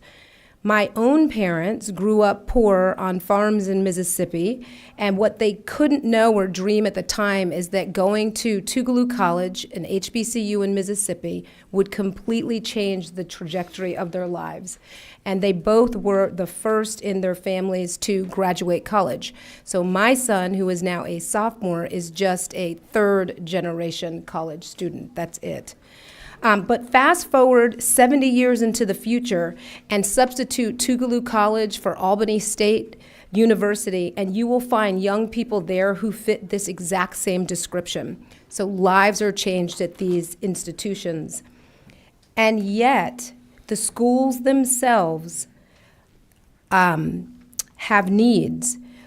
In the testimony that we heard, several of these needs laid out as such: addressing infrastructure capacity, including facilities, human and financial capital, and technology, supporting the institutional effectiveness by increasing research capacity, innovation, and even curriculum development, strengthening investments in operations, capital projects, student aid and endowments, and creating pathways for expanding industry and building deeper community connections. And so these findings let us understand that our schools are under-resourced, which hampers their growth and the development of their surrounding communities, every single one of them, including the privates. And to take just a step back, you all are in higher ed, I'm sure you already know this, but remember, Georgia has 10 historically black colleges and universities. We tie North Carolina for the second largest number in a state, and 7 of our schools are private, and then we have our 3 public institutions in Savannah State, Albany State, and Fort Valley State. But every single one of them, even the privates, every single HBCU sits in is under-resourced and sits in under-invested neighborhoods and communities. So SB 235 is a response to those challenges. And again, that idea was sparked during testimony, very specific testimony to the study committee, and then further solidified working alongside the Partnership for Southern Equity and others like the Southern Education Foundation, the United Negro College Fund, and the Thurgood Marshall College Fund. So this bill would create HBCU innovation, technology, and economic planning districts. And I'll kind of lead you here. And it's a mouthful, and it's getting shorter as it goes, by the way. So it creates these planning districts to serve as a catalyst for diversifying our workforce, driving innovation and economic impact, and anchoring community and economic development around their campuses, with the schools themselves at the center, helping to drive those efforts. So these planning districts assert that HBCUs can be provided the monetary and the legislative resources to play a vital role as economic engines, particularly in the communities in which they sit. So at its root, this bill is about town and gown. It is really an infrastructure bill focused on leveraging the university as an anchor institution to build a local ecosystem that supports improvements to infrastructure, innovation, high-growth entrepreneurship, and resiliency in the areas surrounding the school, understanding that if you strengthen the communities, you strengthen the school, and that there's a very symbiotic relationship between the two. Here in Georgia, in general, I think we do recognize that even if we're talking K-12, let alone university, there is a real relationship between what is happening in the communities and what is happening in the schools. So whether you know these planning district concept as opportunity zones or community improvement districts, designations like what we're discussing today have emerged over the past 15 to 20 years as a significant policy tool to promote economic development in economically distressed or disadvantaged communities across the country.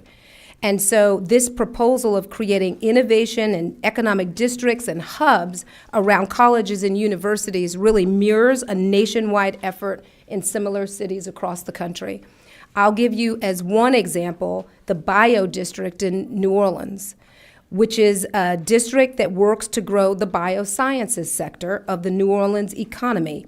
And the district specifically includes HBCU Xavier University of New Orleans, along with Louisiana State and Tulane University, and many, many other players in New Orleans in what they've defined as the district in its endeavor to serve as a job-creating medical center of excellence with healthcare industry anchors, world-class research, biotech startups, and small business that's also a model for equity and economic inclusion. That's the example in New Orleans. But if you look here in Georgia, we've got military tax credit districts to spur activity around our federal military bases.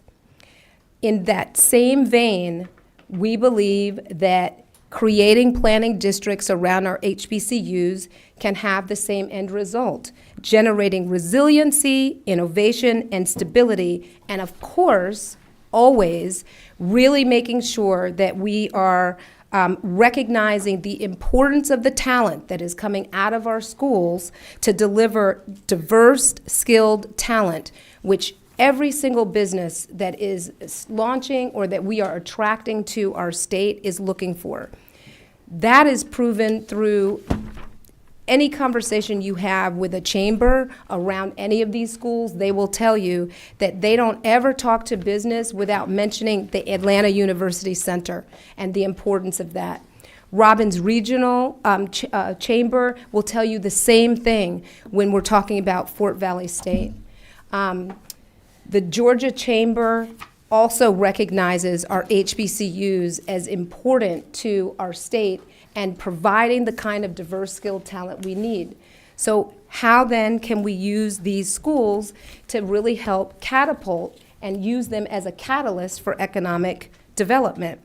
And so that's really what this bill does. By creating a commission that's a state-level commission that then is allowed to create local advisory committees. In the same way that I just explained what happened in New Orleans, it's extremely important that a statewide commission, whether that sits here in Atlanta, cannot make the decision for what really needs to happen to serve the needs of Albany, Georgia, or Fort Valley, Georgia, or even Savannah, Georgia, or Payne College in Augusta, or right here in Atlanta, the Atlanta University Center. So the importance of a local advisory committee is that they are really given the ability to determine what the needs are and study those. The bill itself outlines on line 106 begins, the advisory committees can undertake a study of the conditions, the needs, the issues, and the problems related to fostering economic and community development in that particular district. They can review and analyze the laws of the state of Georgia and the U.S. And their impact on the economic and community development in those communities. To initiate research, execute initiatives, recommend policies, or propose legislation back to the commission to help them be able to further economic and community development. And consult with state departments also in this work. What we know is that designation as a district is the thing that helps to unlock resources. And the advisory committee locally, I kind of explain it as, imagine them creating kind of their local master plan. In New Orleans, it was biosciences. Someplace else, it might be that our priority is infrastructure, such as sidewalks that can connect back to the gates of the campus. The work and the ideas that are generated can be very different from one district to the other because we recognize that everybody's needs are, in fact, not the same.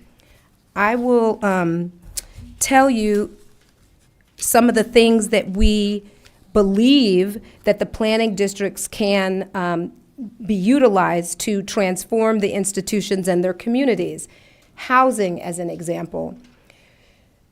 Our schools do not have as much flexibility as you may think that all of them do across the state in terms of additional sources of revenue.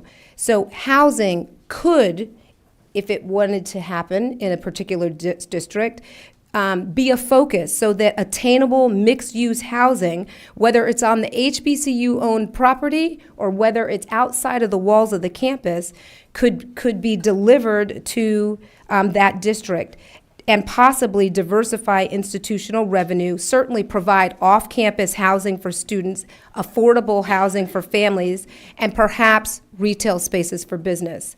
Digital infrastructure just down the street at the Atlanta University Center, which is a stone's throw away from the Mercedes-Benz Stadium that has every kind of technology you can imagine. They have digital infrastructure needs for broadband today that they do not have, that hampers the school's ability to deliver for its students.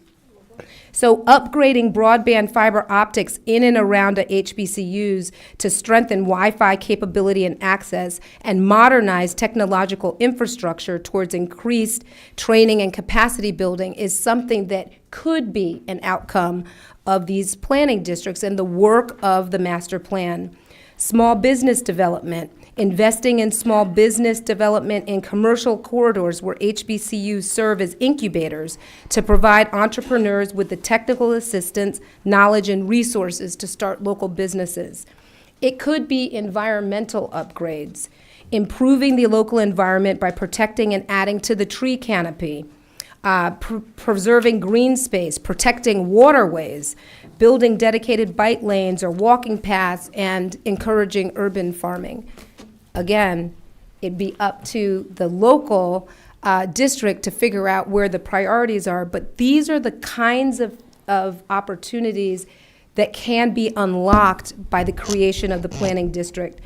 Of course, campus property upgrades and workforce development centers, facilitating HBCU partnerships with existing or new workforce development centers to provide local residents certification training to enter emerging industries where Black workers are underrepresented.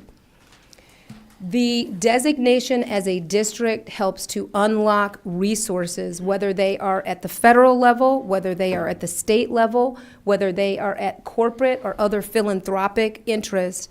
It helps to provide a mechanism and a vehicle by which people can engage in bettering the communities and, in fact, then strengthening the schools in which they sit. Senator, I know you're Yes. excited about your Nope. project. we're I know. got another item we've got to get to as Yep. well, so. I think that about gives you the idea. Statewide Planning Commission that has appointments by the governor, lieutenant governor, speaker, as well as both the minority leader of the House and the minority leader of the Senate. The commission then has the authority to create the local advisory committees that should be made up of people who have experience in develop housing, are already the HBCU presidents or their designees or have foundation board experience, our local community members and stakeholders, to determine their plan, report those back up to the commission, who then can have responsibility for requesting monies and giving them back down. Okay, you've gotten a couple of questions. I'm going to take a little latitude from the chair here and ask you this, because on behalf of some of my members, Yes. we talk about this, or you list in here the HBCUs, and you list, at least 5: Fort Valley, Payne, Savannah. I'm not doing them in order. Yeah. Albany State and the Atlanta University Center. Some of the members of my committee, and I won't identify them.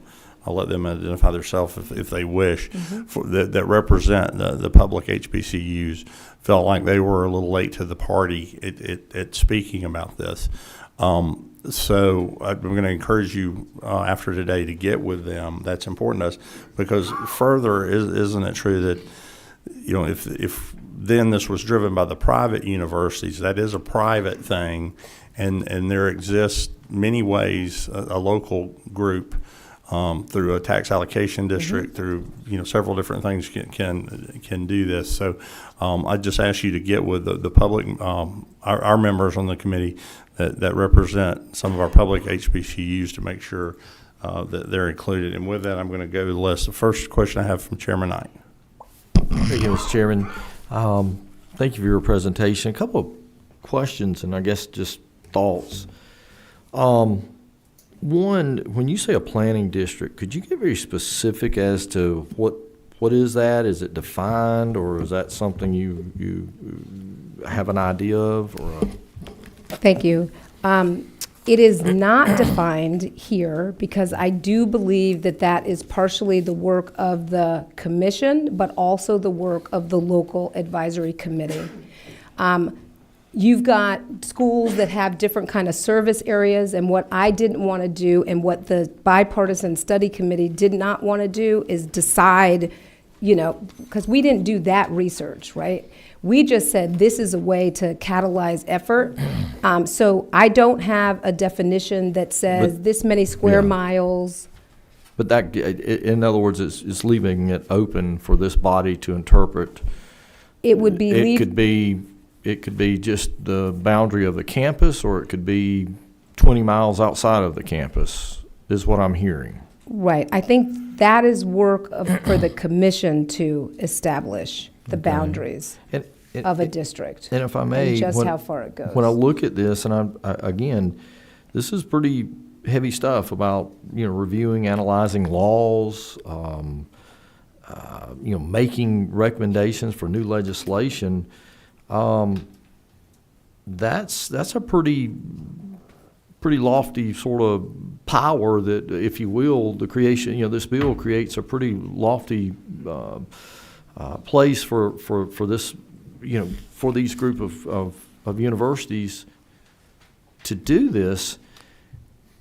Aren't there other stakeholders in areas that have may have different understanding, different needs? On top of that, aren't there other universities that would fall within these planning districts that may have different ideas, or how do you look at the conflict here? So I think that there's a distinction between saying, here are some things that we think hamper our ability to grow, versus you must do this thing and clear this pathway. So I do think that there is room for the work of the local advisory committee to say, here are the things that we identify without giving them the power to make it happen. They would be reporting back up to the commission that ultimately is the overseer. And the commission also can't do legislation. That's our work.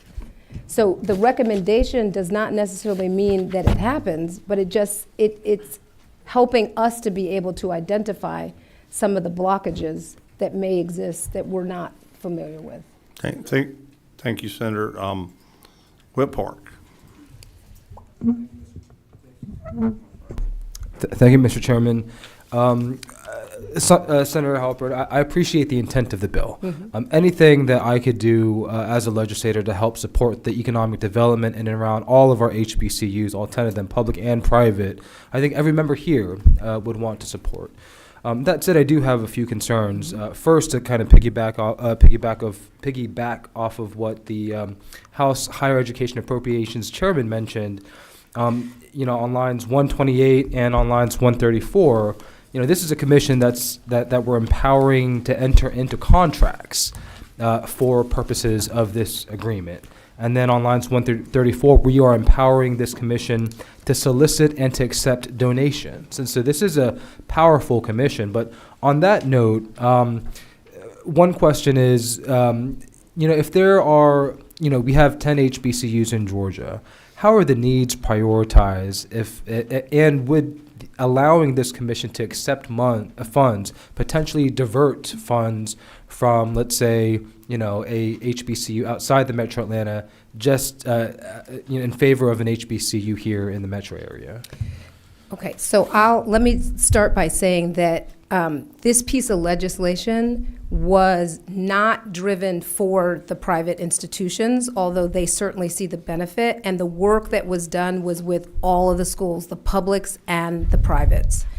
And so this is not meant to be something that only works for the privates, and the public see the value as well, and I've not heard any concern about from a public school university president that suggests that this would hamper their ability to do what they already do and take away the powers that they already are bestowed as university leaders and even the system itself and the Board of Regents. So I just want to be clear that it's not trying to supersede any power that already exists at all.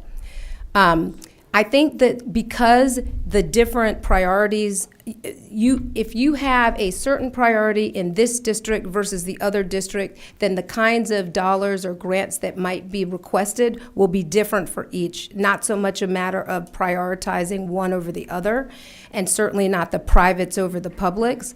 But I think you look out and say, well, where are the opportunities that exist in order to be able to fill this particular need? Right now today, through the Infrastructure Act federally, there's tons of money for all kinds of different things, including broadband. Maybe there's a way to make sure that that money gets down to these districts and the schools can become a hub for the rest of the community. I'm not able to answer your question exactly because each district might, in fact, and should have different needs because the personalities are different. But the idea is that if you have a platform by which we can find those resources, draw down those dollars, get that work done, that would benefit all the way, every part of that process is benefited. I completely agree. Yeah. On that point, again, my concern is always when it comes to the centralization of power and authority in this instance, in which whether or not that could potentially divert funds from another HBCU that may have a greater chance without more of that centralization. Last question, if I may, and again, I'm just thinking through potential unintended consequences, which on an issue like this, I think would be very, very important. When I'm looking at the composition of the commission and the 11 members, Correct me if I'm wrong, but only 3 of the 11, at least how it's written here in the law, have a specific tie to an HBCU. Correct. Would you be open to potentially changing that to ensure that a majority of people directly tied to an HBCU, or 2/3 are only or can be appointed? For example, like a list provided from all the HBCUs in which that could then be selected for this Yes, purpose. I'm completely open to that. Thank you. Yes. Let's just go with yes, because I'm we're going with moving yes. along. Representative Barnes. And thank you, Senator. Truly respect you. I do have a few concerns, as I am a graduate of HBCU, not in Georgia, but in South Carolina. It concerns me of the appointees, as what Park stated. I would like to know how they're weighted. You have on line 55, members of the commission shall be individuals recognized with ability, achievement, and knowledge in matters pertaining to HBCUs. How will we weight this? How will we understand if the appointees do have this knowledge? And then you have them serving terms of 4 years, and I feel like the average student is in school for 4 years. So if something the commission proposed that affected a student, they wouldn't have an opportunity to, if they had a problem with some of the laws or something that the commission proposed, then they would be stuck in that for their whole school tenure. So I think my concern is of the appointees, as what Park stated. I want to know how those appointees are weighted, and then the terms. I wanted to you maybe discuss their term limit. I'm going to just, in the essence of moving along, let the senator take that under advisement, and we'll make note of that and get back, because I think there's some work to do, the first hearing on that. But Senator, if you could make a note, I think the lady raises a question. It's a subjective term in 55 through 57, because at the end of the day, the elected officials are going to make the appointments, and weigh that is going to be an absolutely subjective term. Representative Clark. Thank you, Mr. Chair. Thank you so much, Senator, for your hard work on this. I know you've spent a lot of time on this and had a lot of conversations, so I want to start off by that. The one question that that kind of raised a bit of a red flag for me was in lines 136 and 137. So in the section where it says that this commission is authorized to solicit and accept donations, it also says that the local government or the municipal government does not have to be considered. It says with or without consideration of municipal corporations or local government. And so when I think of planning districts, my limited knowledge of planning districts is that usually local governments are the one that create them. And so I'm concerned that the local government has basically been pushed out of the process. Fair enough. Got it. And I've circled that. Chairman Dickey. Thank you, Mr. Chairman, and I'll be brief. And my concerns, and thank you for your passion on this. And my concerns along that concern too. Hearing you describe this bill, you would think it's this big void of nobody in that community doing economic development and those type things. But my district at Fort Valley State, down in Peach County, I know we have multiple municipal, county, area efforts to do revitalization, economic development, putting in broadband and doing all those type things with housing. The list goes on and on. Mm-hmm. I just don't understand how they are going, this commission would work within those other entities, multiple entities. Who would have the priorities? Who would coordinate those type abilities that's ongoing as we speak there? It just seems to me it would be just a little bit more government, more another organization there to have to deal with. So that's a little bit of my concerns. Understood. And in fact, in Fort Valley, there is. I think I just saw something that there's a new big business that may be coming in. So it's certainly not to suggest that economic activity is not already happening. I think the thrust of the bill is to say that how do we as a state also ensure that those activities are happening, that our schools that happen to be HBCUs are also kind of at the center or at the table around those efforts, and that together it all ends up benefiting the schools and the communities as well, and everybody in the community. So Mayor, Mr. Chairman, but I just think our local communities know what's best, and I just worry about a organization made up of from other areas coming in and interacting with the activities already going on and playing. I just have concerns about it. It's not that it couldn't work, but it's just I have those concerns. Thank you. And I think that's exactly why I didn't leave it as just the commission, because I do think it's important that the local community is at the center of that effort. Look, right. I want to keep us moving That's along, fine. and I'm not going. No, I don't stop you, but Yeah. and I'm going to do this. Try to do it in the form of the question, or I'll just make a statement from the chair to clarify what I'm hearing from our members, our team, Yes. Team Higher Ed here is. In Fort Valley or in Albany, wherever these exist, there's a local government, there's a county commission, there's a city council. Yes. And I think what I'm hearing from Chairman Dickey and what I heard from Representative Clark is we want to be helpful. I think you want to be helpful. Nobody wants the state to Bigfoot on what that community wants. I mean, we may think we want an industrial factory down there. They may have something else in mind.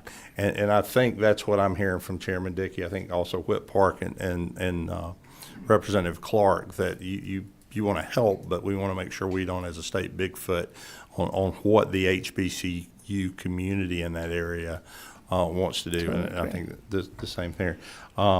Chairman Perkle. Thank you, Mr. Chair. Over here to your left.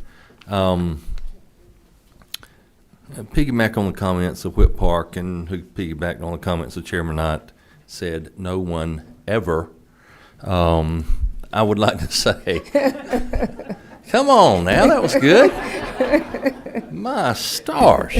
On line 128, 129. Yes. Yeah, there was one there. One of the things that would cause me to lose sleep at night is creating a new commission that might be overly broad, but that shall be authorized to enter into all contracts. I got to tell you, that scares me to death. Yeah. That is ripe for concern, and then the one below it, 130, 132, all executive departments, agencies, commissions, authorities shall cooperate with commission. I got to tell you, there's been times in my life I ain't been able to find one to cooperate with me. I don't know how you can dictate that. So some of the black ink on white paper has caused me a considerable problem, and that's not the only part. But in lieu of time, thank you, Mr. Chair. Thank you. Thank you. That's a good question. Representative Burnell, number 12. Thank you, Mr. Chairman. Thank you, Senator, for the bill. I just have one question. What are the colleges' role, president's role, for inside their on their campuses and then outside their campuses? I mean, what authority will they have with this project? I mean, inside of their campuses, they do have authority, and that wouldn't change, obviously. A lot of the effort, in my estimation, would be outside of the gates of the campus. But I would want to have them, if they want to be, at the table for those conversations as well. So basically, we're just using the campus is here, but we're not really concerned about them, and they have no authority for outside as to what type of businesses or anything that they see would be beneficial for their community. I'm just asking. Right. So I think today, right now, I don't think that the president of a school today gets the final say on, yes, this project's come into this community that I sit in or not.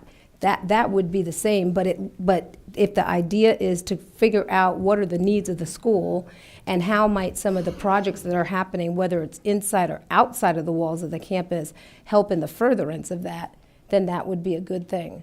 But it doesn't really change the president's ability to dictate what's happening beyond their walls. They have responsibility for inside of their own gates, and they take that responsibility seriously, and they're all doing a great job for my estimation. But, you know, how might some of the efforts happening outside of the gates in fact be able to be a benefit to them as well? That's the piece that I think I'm trying to bridge and make sure they're at the table if they want to be for that piece of the effort. Does that make sense? One more. So this is basically just an option for them. We're saying the university, but we don't really mean the university. We're just using saying, like, if I had to collect data and I was trying to get a grant, I might go to Clayton County and collect the data, but then I'd partner with somebody else, and so we use Clayton County's data to get the grant. So we're just kind of using the universities, but they're not really having the authority. But you don't have to answer right now, because he said he wants to go on. Yeah, let's take that offline. And I think the senator wants to have a little bit more collaboration than that, but it is, and we have a little work to do. Representative Jackson, Edwin Jackson. Thank you, Mr. Chairman, and thank you, Senator. We've had long conversations about this. And one of the things that I see is the outline of who would do what, you know, the committee. My concern is that our 3 historically black colleges are under the Board of Regents. Where does the Board of Regents? I do see where there could really be, and there will not be an understanding, because there are certain things that presidents must get approved through the Chancellor and the Board of Regents. And it's the formation of the guide that you have here in the document. One thing that I've said is that our president, we have a new interim, she's not really new, but the past president knew about this, but the president didn't, as well as our alums and others, as I've heard from other groups that are connected with this, that they have been involved. As you know, there is one thing that I've asked of you, is that there are so many things that can be put in, but Savannah State stands out in a different way, because we are a middle-class neighborhood that was developed after they put Savannah State on that land. And the people that started working there, 1890, the people that started working there eventually built homes and what have you around in the neighborhood. So it doesn't fit everything, but I do see us can work with something. We're very much involved in economic development. We're very much involved in the Chamber of Commerce and other areas. What I would ask is there any way that we can revisit this so that those that have not been informed, like our president, our interim president, and to see just what this project is all about. The other thing, I think we have another situation in as much as 2 of the HBCUs are now without presidents. We have interim presidents. Any way that I feel that we can help, and I think by getting together and talking it over, not just with Savannah State, but with all of the HBCUs and what have you, we may be able to look at some of the wording and what you have in here in order to do what you're trying to do. Representative Jackson, if I may, just again to keep us back, get us back on a schedule. Thankfully, there was not a 4 o'clock in here. We have a committee day tomorrow, and I think y'all need to get together. And I think Representative Jackson and some other folks on the committee can, provide you some help to, toward perfection, and I don't think they hurt your proposition at all. So with that, we didn't have any more questions, and now we do. Do you feel led, Representative Glaze? Yes, ma'am. You've been very patient. Just waiting patiently. Just quickly, I do want to commend Senator Halpern for her thought process on how economic development can affect areas. I do want to also say that I noticed that she spent many, many hours talking through and to many of us, and I was one, and I want to say thank you for that. And I do see that we've got a lot of questions still on the floor, and that there will take some more opportunities for engagement. And so I do want to just recognize that you have gone through many hurdles and hoops and shared as much and opened your ears to hear input. So thank you for that. And with that, I'll close. Thank you, Senator. If we do have some people that want to speak to it, if you want, why don't you sit with them? Well, you can sit there, and I'm going to ask them if they want to use the podium up there. Maybe if we don't let them sit down, they won't talk as long. No, I'm just kidding. Is it Fatina? She had to leave. Oh, I'm so Yes. sorry. Darn. She's with Spelman University. Okay, my apologies. Joel Alvarado? Yes, sir. Joel, yes, sir. I'm going to turn you on over there if you could. Thank you. Joel. I'll Yes, be sir. brief. You should already have a letter in your packet from our organization, Partnership for Southern Equity, so I won't restate it. All I would say is that we are in lockstep with the Senator. We are very much engaged in this work, and we're very much in support of SB 235. And on a personal note, as a graduate of Morehouse College and the Clarkland University, I'm fully committed to any way we can improve our HBCUs overall. So I'm glad that the leadership and the vision that the Senator has offered, and we really look forward to having a robust conversation and finding real solutions in order to address the issues that impact HBCUs today. Thank you, Mr. Chairman, for the time. Thank you, Mr. Alvarado. Is it Kyle? Is it Rodell? Kyle, did we outlast you? I'm so sorry about that. Okay. That's all I have on here, unless I'm missing someone. Is there anyone else that came for 235? I don't see anybody. Senator, do you want to give us a brief wind-up? Thank you. Thank you. The sub that you have in front of you is also in response to some of the feedback that I've gotten since the bill passed out of the Senate.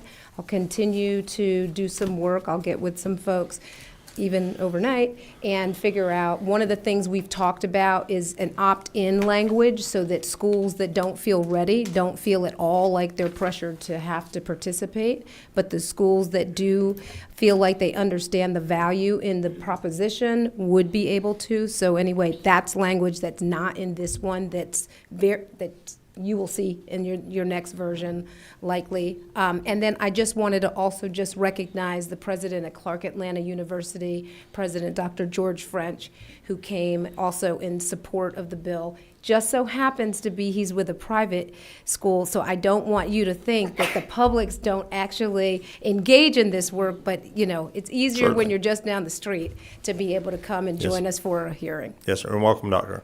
Welcome, thank you. Yes, thank you. Thank you, Senator. I don't have anything further. We'll, if you'll get us any new information. Yes. And please spend some time with Yes. folks. I think they'd Yes. work with you to Fantastic. provide a path forward. Thank With that, we're going to move on. Hold that over. Senate Resolution 579 LC 365727 called Chairman Cowsert, Senator Cowsert. May be one of the most patient senators I know today, or at least today. Senator, glad you could spend the last half of your life with us. I mean, this afternoon. Thank you. I actually admire your patience. I think a lot of the work we do, committee work's where the real work gets done, and I think thoroughness is an attribute. Just hate I had to wait so long. Don't want to miss any committee meetings and pass out House I only bills. missed it by an hour and 10 minutes Yeah. on my estimated time for you, Senator. That's all right. So Let everybody be heard. Let me, if I can, set the stage. The senator will get into this, but he has a constitutional amendment about sports betting, he'll tell you more about it, but doesn't quite agree with the enabling legislation, so there may be some changes to one or the other or both. But I wanted him to sound that and tell us about the proposition, why he thinks it's needed, and with that, I'll turn it over to Senator Cowser. Thank you, Mr. Chairman and committee members. This has been a multi-year journey for many of us as these different gambling-type bills have percolated through the legislature in recent years. Going back to really the 1800s, Georgia had a constitutional provision that prohibited lotteries. And I guess a lot of states back in those days had lotteries, and we had a specific constitutional prohibition on lotteries. I have not found other constitutional amendments prohibiting gambling of other types. Then in 1991, the legislature under Zell Miller's guidance passed a constitutional amendment that allowed lotteries and also had, of course, enabling legislation setting up the lottery and the Hope Scholarship, the whole 9 yards that we all know that we're so familiar with. That specific constitutional amendment allowed lotteries and nonprofit bingo games, and it had the enabling legislation to go with that. Part of the bargain, so to speak, was it forbade pari-mutuel betting and casino gambling. And so it was almost a trade-off. We would allow lotteries for the first time in over a century or about a century, but would embed it in our Constitution to prohibit those other forms of gaming. A couple of years later, it was amended to also allow raffles by nonprofit organizations in a separate constitutional amendment. And that passed in 1994, 1996. I can't remember exactly.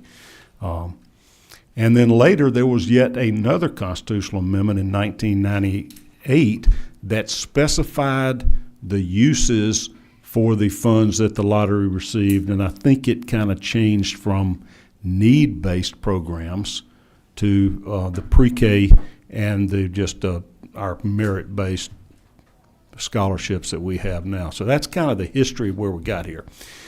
I have always had the position that because sports betting had been prohibited by federal law in all states other than Nevada and Oregon at the time we passed our constitutional amendment in 1992, that it was implicit that we would not have sports betting.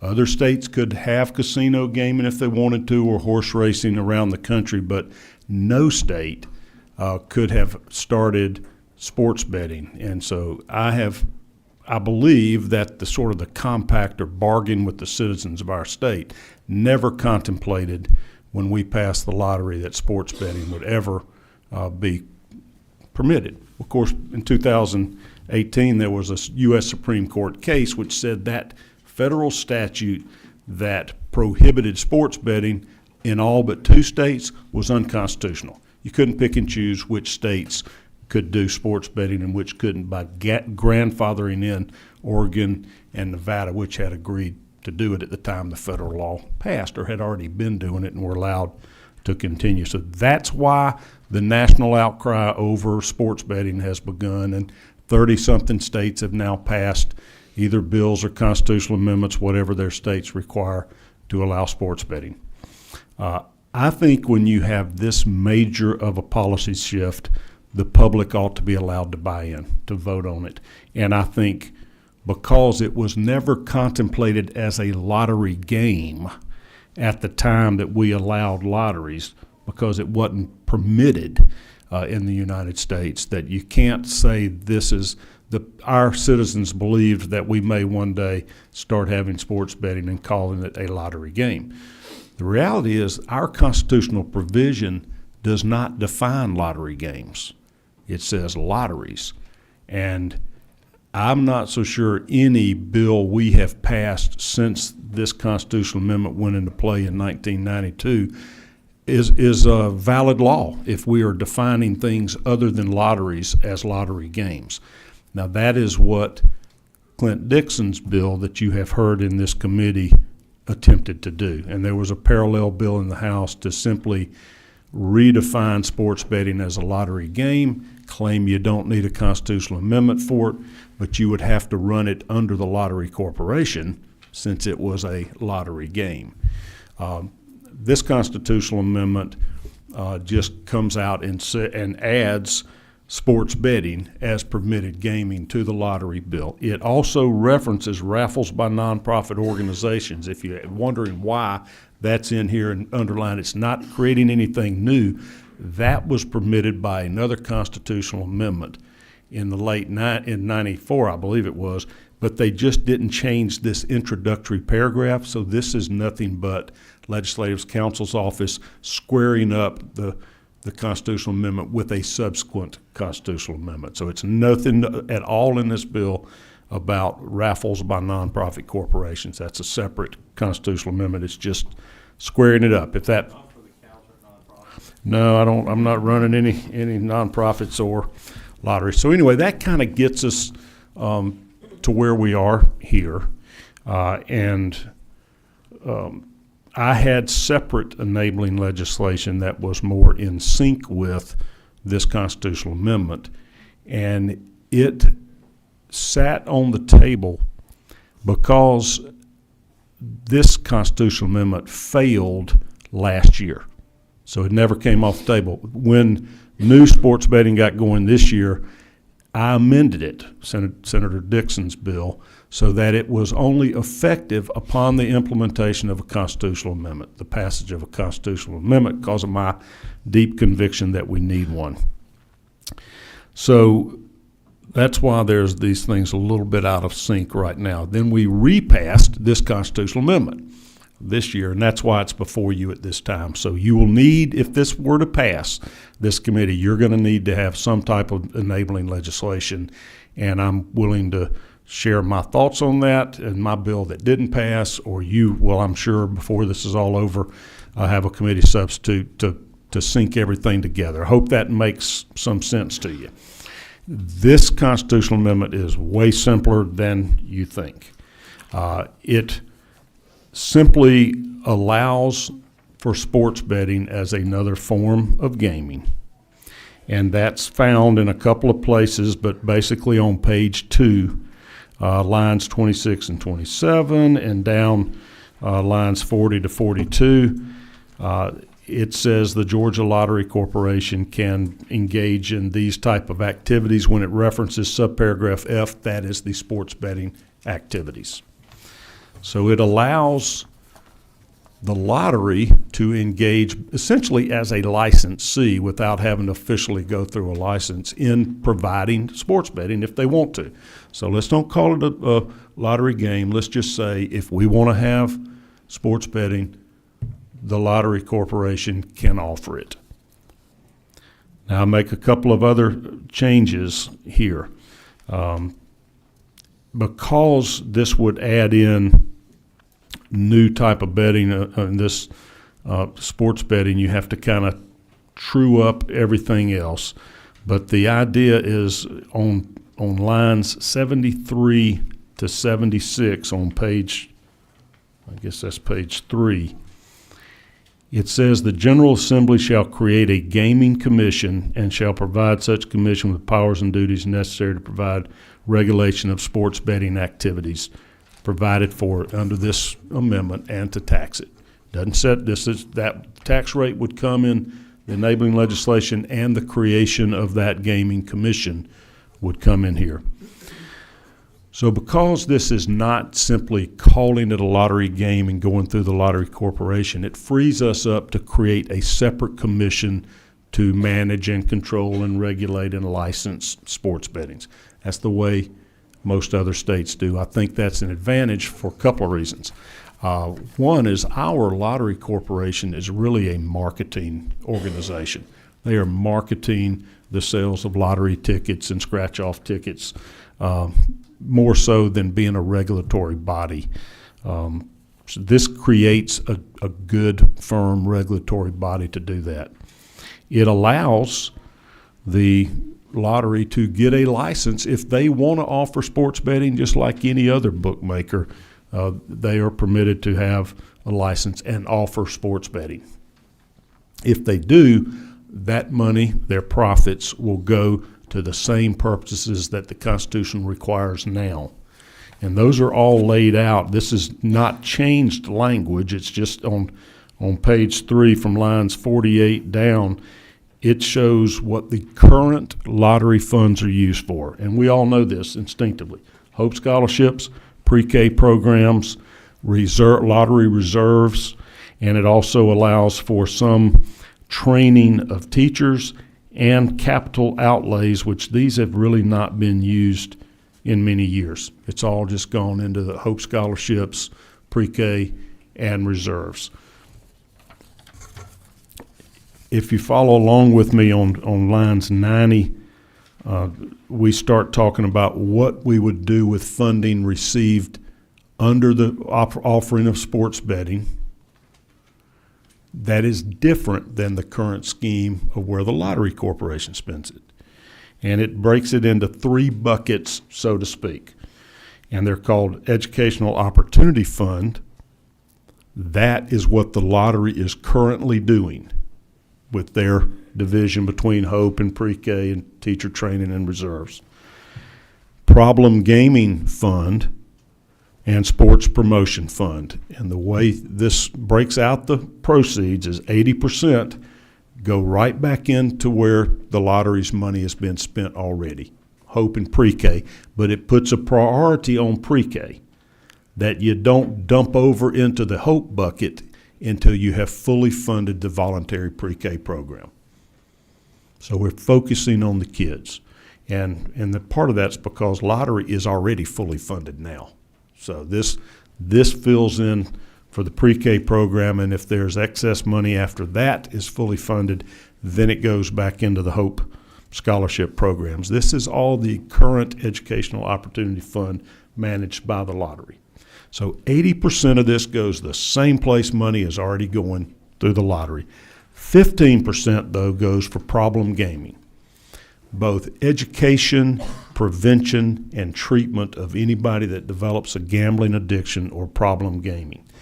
This has been a big concern of mine as I have studied these issues over the years, and I got to go into an organization called NCLGS, National Conference of Legislators from Gaming States.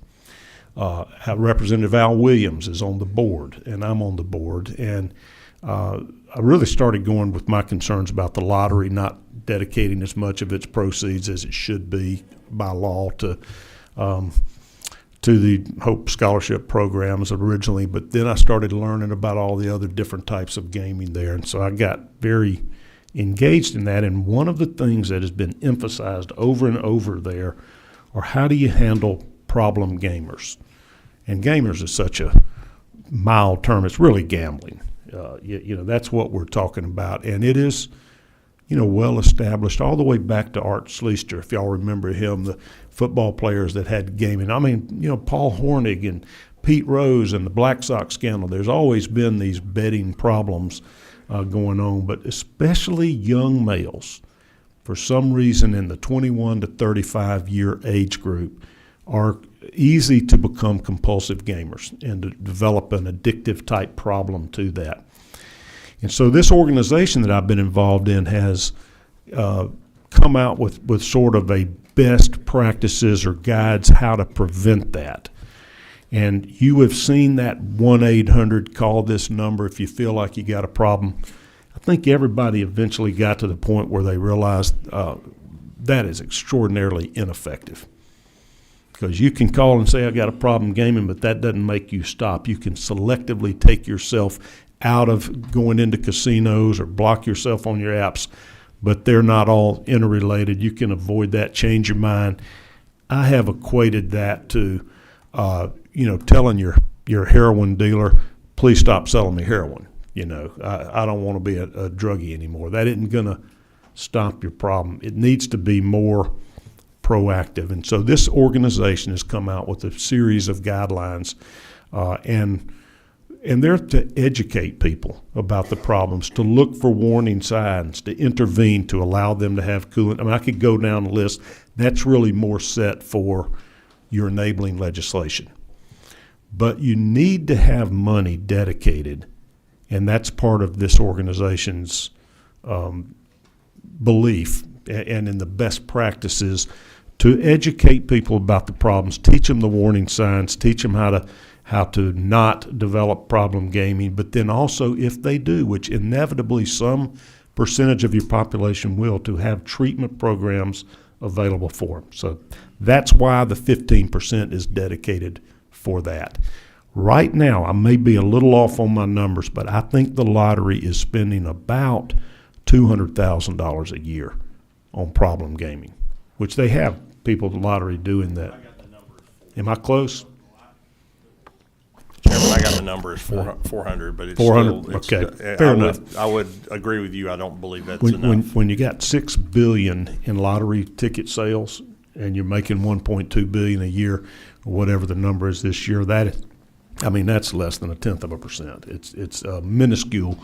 And so I wanted this to have that 15% for both education, prevention, and treatment of problem gaming. The final bucket is the sports promotion bucket, and this came at the request of the Atlanta sports teams. You can move on past that one. All right, fair enough. We don't dedicate money for maternal mortality. We're not dedicating money in the concept. I'm sorry, I'm a little ahead of y'all, but that is the chair's position. That's fair enough, but that's not going to be something we're going to be. The one thing that is another advantage, wherever you think this money should go, you can't dedicate funding unless it's a constitutional provision. We've got that little 1% exception where we can do it. I think that's already been tapped out. So one of the other major advantages is we can direct where this money goes. I have, other than the problem gaming piece, I've never been hung up on where it went. You got different members in this body that think rural health is more appropriate. Others, have a million other different ideas. I personally don't think it's that much money we're talking about. The industry will tell you, this is 100 to 200 million a year. I think it's closer to 50 million a year in proceeds that we're going to get at a 20% tax rate. But anyways, that's the bill. I probably talked longer than I needed to say it. It allows gambling, and it keeps the prohibition on all other types of gaming other than the sports betting, and it divides it up as I just outlined. Senator, thank you for being. You were here for quite some time with us and very patient. You did an outstanding job with that. And if I may, I kind of jumped at the 5% thing. I agree with the senator that the responsible game, problem gaming, to do that, and I believe it's for the legislature to appropriate every year if there's a reason to bring the World Cup here. That's a great thing, but I do have pause and have made that known to people, and that's not just coming from the chair. There are some others that have that same situation as far as setting aside money to market for sporting events. If that's a good thing, they should come in and it is the chair's opinion, me at least, or mine, that you should come in and compete for that every year in a budget process like every other dollar. And that I would like to ask you, and I understand now it's set off in a separate fund for the responsible gaming. If that is a way we go forward, that's possible. If it were all the money, and this, you don't have to answer this today, but if all the money did go back into since the marketing piece is going away, if all the money went back into the educational fund so that we didn't get lost in the lottery, again, not pointing fingers at the folks that run the lottery over there about the problem gaming, but since it didn't get lost in their operational, I'd like for you, as somebody that's spent a lot of time on this, to see if you would agree or be supportive of if the money goes back into the educational fund. I would like problem gaming, responsible, whatever the proper terminology for that, to be listed in one of the 5 constitutionally available places for the money. I would say no lower than 3rd and arguably 1st, because it's probably the most important thing. If one is going to raise money from this, it is absolutely important. I agree with you, Senator, that we allocate appropriate money to address problems that it may cause. But you don't have to answer that today. Structurally, you can do that. I mean, since you're amending this Constitution, the 98 Amendment that set up the sort of the pecking order between the HOPE, pre-K, reserves, teacher training, and capital expenditures, you could add essentially a sixth category, problem gaming. But you have to decide, are you going to require them to dedicate a certain percent, or are you just going to say that's at the whims of the lottery corporation or a gaming corporation, as this calls for, And to that, decide? sir, I hope you will help us if we end up going that direction, help us come to More than that. willing. I have, you have a couple of questions here. Okay. We didn't want you to be the only senator That's that fine. left today without a question. To your right, all the way to the right, Representative Clark. Thank you, Mr. Chair.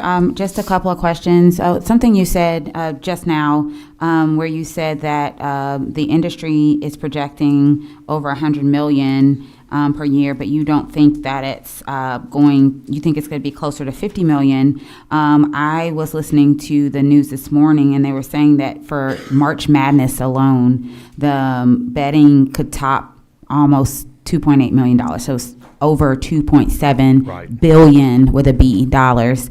So why do you anticipate that the industry is overestimating when it almost feels like we could be underestimating the impact? So the difference is that's the total amount of bets made, not the total amount of profit by the bookmakers. Right. Or the amount of tax by us. So let me just do a little math with you. You know, us lawyer people, we're verbal SAT, not the math SATs. I'm gonna use round numbers. Let's say there was $1 billion in bets made, Super Bowl, March Madness, whatever. Generally speaking, if it's betting a point spread, such and such a team's going to win by 3.5 points, or whatever, the other's going to lose. Well, if there are equal amounts of people betting both sides, you know, you're paying out as many bets as you're taking in, but you end up taking a little premium off of the loser pays $110 on a $100 bet. The winner wins 100, and so you really are only earning a 5% profit. The best I can do the math on that. And Right. so if you got $1 billion, you're making 50 million in profits, but then you're only paying a percentage of that to us in taxes. And if it is 20%, then there's not but 10 million going into the coffers of Georgia for every billion in bets. And it may be that the bookies lose sometimes. I mean, they do lose sometimes. If the bets get out of sync and too many people betting on one team than the other, and that team wins. So that's why. So just a quick follow-up on that, because we do have numbers from other states that already allow sports betting, and one of them is, like, for example, Massachusetts. It's a much smaller state than us. They have 3 million people less than us, but they generated over $100 million. So that's one of my concerns about just the projections. I may be mistaken, but I think their tax rate is 54% in Massachusetts. Gotcha. Our bills have not contemplated that, but you know, whatever. But I could be wrong too. This is fluid. It's becoming more popular. You know, and if it's more than that, so be it. Great. You And know, then- we can spend the money. We can use the proceeds. Let's just decide where we want to put it. You know. And then final quick question. If we do generate about 100 million, just using round numbers, that would mean that 15 million would be going into responsible gaming. I do agree that we need more than 400,000, but I feel like 15 million might be completely overshooting the need. And if I look at other states that do this, they don't spend $15 million on problem gambling. Are you okay, or are you amenable to reducing that to 5% or 7%, which would still be a huge amount of money to go toward that endeavor? I've given some thoughts, and I don't really know what treatment costs, but you got to remember this is more than just prevention. But people have asked me, why would you do a percentage instead of making it a flat amount? Well, one is because we don't know how much it's going to cost, but my thinking is the higher the income means the more people that are gambling. which if it's a set percentage, let's say you got 5% of problem gamings, the numbers of people that you're going to have that need treatment are going to increase as the amount of money bet does. But I am certainly amenable. Let me tell you, I've been at this for a while, and I've got thick skin, and I believe in our process. I truly believe that each body perfects the legislation from the other body, and I don't know it all. If y'all got better ideas and ways to make this better, I'm totally receptive, and also understand that the art of compromise is involved. I don't always get my way, but I hope to advance the discussion and at least prevail on a couple of key points, such as it needs constitutional amendment, and we need to dedicate some funding in whatever amount to problem gaming. Thank you, Senator. You have another one to your right over there, Representative Barnes. They're teaming up on it. All right. Thank you, Mr. Chairman. The two scientists are tag teaming you today. I was wondering about your consideration for using some of the proceeds or revenue for providing free school lunch and breakfast to the students. I'd be fine with that. I mean, they probably laugh about being the Senate. We passed this bill 2 years ago, and most of the money went to rural health, and some went to schools, like you're saying. That wasn't designated what it was, but it went to a whole different set of buckets. And part of the reason that I'm so negotiable is because I don't think the bucket's that big. My theory is still that it's more like 50 million. When you got 1.2 billion out of the lottery, this is an insignificant amount.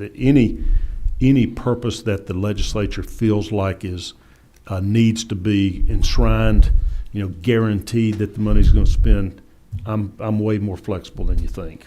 All right, it's hard politically to reach. I mean, this takes 2/3, so both parties have to be at the table, and they may have different interests, and I think they should both be willing to negotiate. Can we consider amending? Absolutely. Representative Bernal. Thank you, Mr. Chairman. Thank you, Senator. Since we're not going to really make any money based on what you're saying, and then we're going to have people gambling, and then we got to take care of them, then why are we even doing this? I mean, what is the purpose? Constituents want it. All the sports teams wants it.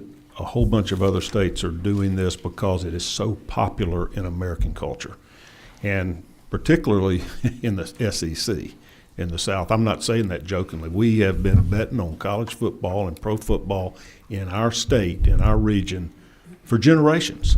And Final Four, March Madness, I mean, that is a cultural thing almost, and almost trickles back to betting. It's fun when you do it and you put money in the pot and you divide it. If you pick the winning teams, it's a whole lot less fun just to do it as an exercise. So it's constituents reaching out. And but I agree, you don't do this for the money. That is not the motivation to pass sports betting, because we're trying to fatten the cup. We got $16 billion in the bank in this state, and another $50 or $100 million isn't going to change us. And that's another reason why I think the people ought to decide, are they willing to have this available to them or not? And if they're not, so be it. I mean, that's democracy. Just one more question. So are you willing to put it in the Constitution, too, that the people vote that the money goes to pre-K? Because every time this comes up, we're never definite on where the money is going, and we want everybody to vote. And I'm one of those people, I could vote either way, but because I'm not getting anything and I don't see my people getting anything, then I can't vote for it. Not only am I willing for the people to do that, this constitutional amendment does that. It says where the money is going. So if the people were to vote to allow sports betting, built in that constitutional amendment is where the money goes. So I'm absolutely, whatever the legislature decides and the citizens approve as the division of the money, I'm good. Whip Hart. Thank you, Mr. Chairman. Senator Calstert, Chairman, thank you for the bill. I did have a few questions. First, appreciate the conversation on the necessity to have a constitutional amendment. I know that was a question that I certainly had last year when we were debating this measure or similar measure. First question, How narrowly defined is sports betting in this constitutional amendment? I know there's reference to, I think it's subsection D, in which by general law, anything that the legislature subsequently deems to be sports betting could otherwise fall in here. So would it be your understanding that if this CA does pass, that could potentially be broader? We have to define it in the enabling legislation. This fixes a flaw with the original lottery constitutional amendment that did not define it. Mm-hmm. Now, it was a generally understood that, you know, games of chance where you draw the random tickets and one winning number type thing, but it wasn't defined. This provides that the legislature can define it. Mm-hmm. So you could have various nuances of that in the enabling legislation. But it has to be in the enabling legislation. Right, but this constitutional amendment provides that the General Assembly may define sports betting, and that would be by separate law. It also says that you may create the gaming commission. You don't have to. You could leave it with the lottery if you wanted to, or you can create a separate commission, and you can define exactly what type of sports bets you might want. There's this debate: should you have fantasy sports bets involved and real live betting, or there's lots of different variables. I'm also thinking through video game competitions and things in the future in which are we going to have to come back to amend the Constitution to ensure other sports, as sports evolves, can that otherwise be included in this, especially if folks want to do it and it's better for it to be legalized and regulated. Right. The second question is, when it comes to the responsible gaming and trying to address gaming addiction, I certainly share your concerns along with a lot of the concerns that have been expressed on that issue. Are you aware of any states that requires the entities to cover those costs, both for prevention as well as for treatment, as opposed to having that come out of net proceeds? North Carolina recently passed this, and they were the first state to enshrine it, that there would be provisions for problem gaming and treatment for that. I do not know of other states that require the sports teams or whoever's providing the betting fodder to pay for it. You could do that, I'm sure. Okay. Just an idea for thought, just because I know that's been an idea expressed by other members on both sides, and again, given the testimony we've heard as to, especially after the Supreme Court struck down that case or the Supreme Court decision in 2018 Sure. that allowed sports betting to be legal, essentially. Last question. You mentioned that in Massachusetts, the privilege tax rate, the tax rate is 54%. I think so. One of the, I may have the wrong state. Okay. One of those New England states, maybe New York. Okay. Okay. So there's a state out there with the 54% Oh, yeah, tax there's rate two out of there. them. Yeah. Just one. Okay. I was wondering whether or not you may be open to maybe supporting what we passed out of the House last year, which was a 25%. Absolutely. The lottery, we have a statute that is unenforced that requires that their profit be 35% of the amounts bet. And it hovers between 25 and maybe 27 at the max, and we do nothing about it. I don't want to cannibalize income from the lottery. Let's say more bettors that used to buy lottery tickets now go start betting on the Braves. Mm-hmm. If you're only bringing in 20% on the Braves and 27% on Powerball, you create you offset any gains you get. So yeah, heck yeah. Thank you, sir. However, how you think can sell. You have a couple more. I'm going to try to get everybody back here, out of here in time. They can be at their 8 o'clock committee meeting in the morning. Chairman Perk. Thank you, Mr. Chairman. So if we could assume for a moment that I have not looked at this legislation beforehand to see what you had struck on line 31, Article 3, Section 9, Paragraph 6A, so that it shall read now, shall not be subject to the entire paragraph. Is the A carve out? Did that deal with the allocation of proceeds? I'll look it up. I don't think so. I think it's the carrying over of funds. Okay. That we have to return to the general treasury any unspent funds. I think this allows you to do that. Okay, thank you. So we can keep that reserve fund and things. And I believe the striking out of the A was actually just the Mary Is that not true, Chairman Kaiser? On the end of line 31, the striking out of the A was just to clean the Constitution. Yes. That's a reference cleanup, is it not? That's right. Okay. Yeah, that's a reference cleanup. The rest of that is the portion that the senator was talking about. It basically goes in the general fund. Well, my colleague didn't look it up beforehand. I just want to make sure that he knew I'm what it was. thinking one of those constitutional provisions is the provision that you cannot dedicate funding to. Okay. Unless it's specified in another constitutional amendment. Okay, thank you. Representative Chapman. Thank you, Mr. Chairman. I just want some clarity. I remember when Governor Zell Miller brought forth the lottery, and the lottery funds were supposed to go to students that were going to enroll in public schools in the state of Georgia. That changed, and has probably changed several times.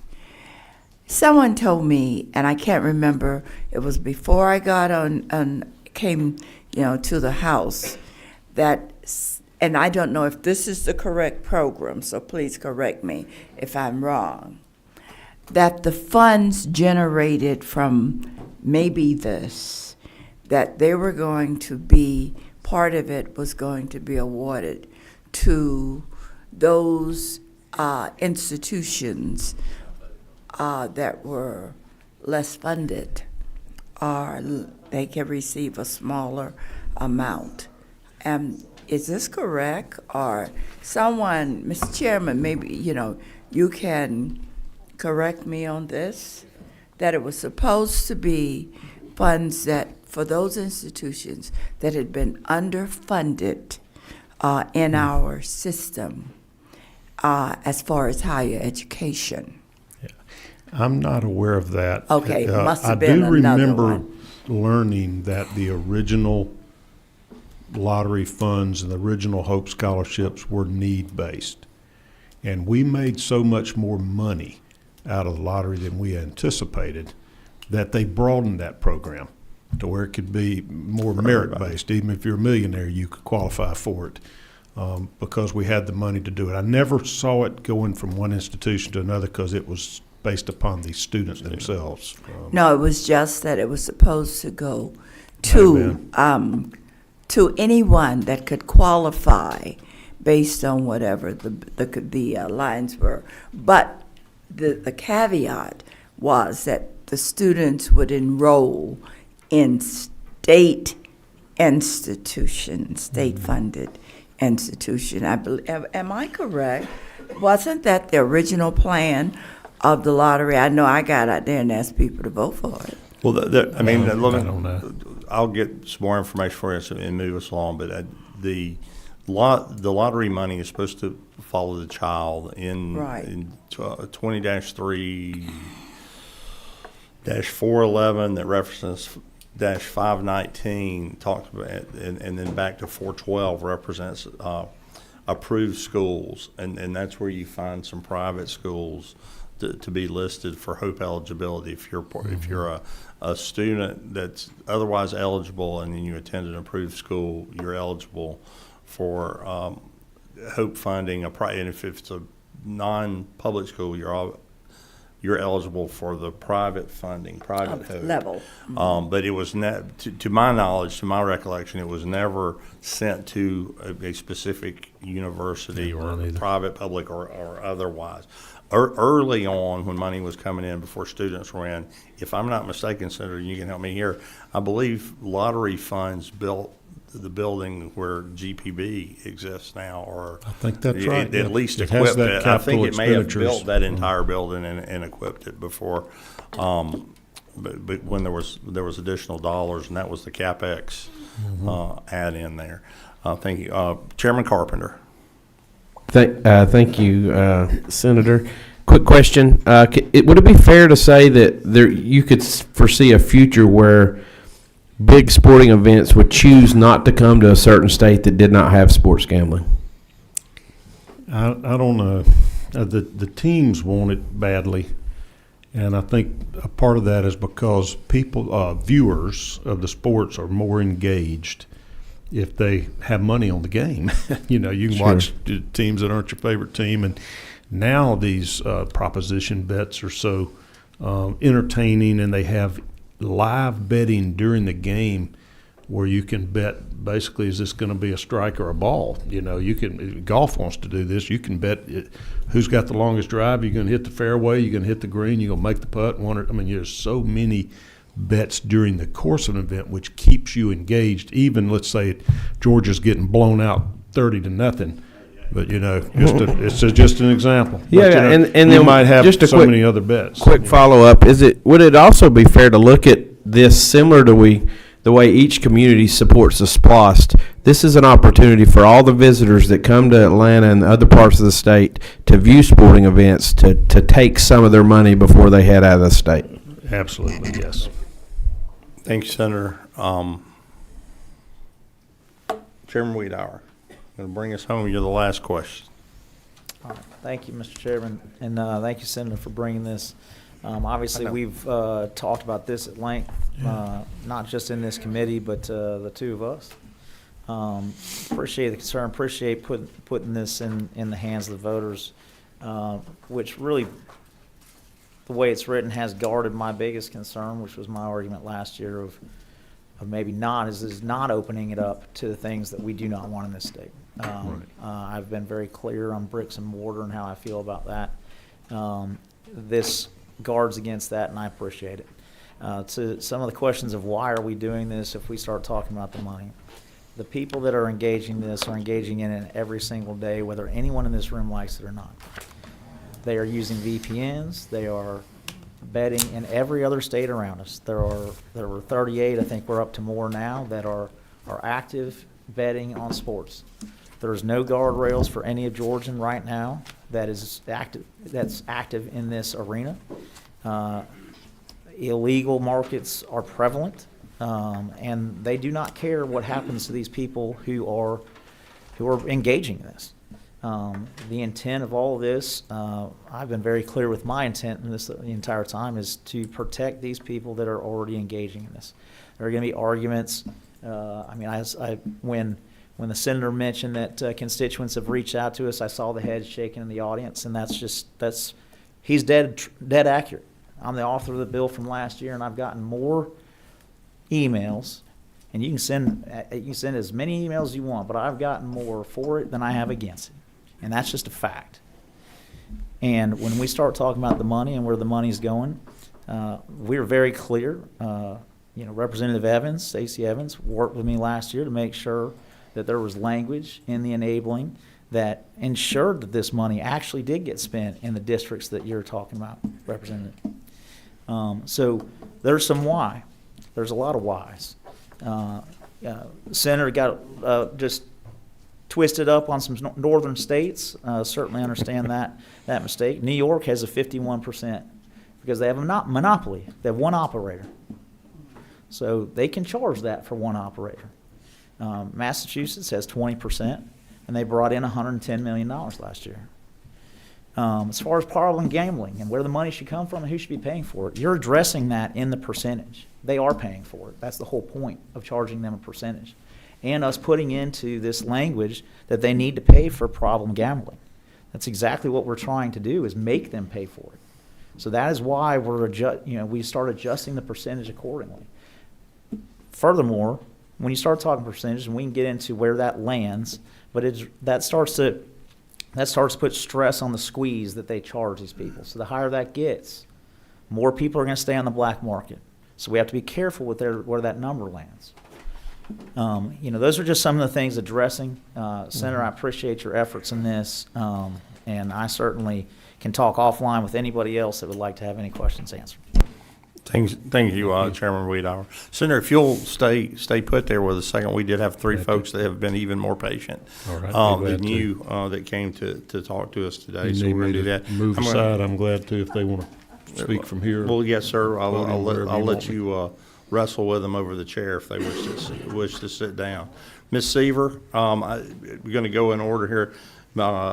Ms. Seaver, Dr. Klein, Mike Griffin, and Taylor Hawkins. If we could keep them to 2 or 3 minutes apiece, that'd be great.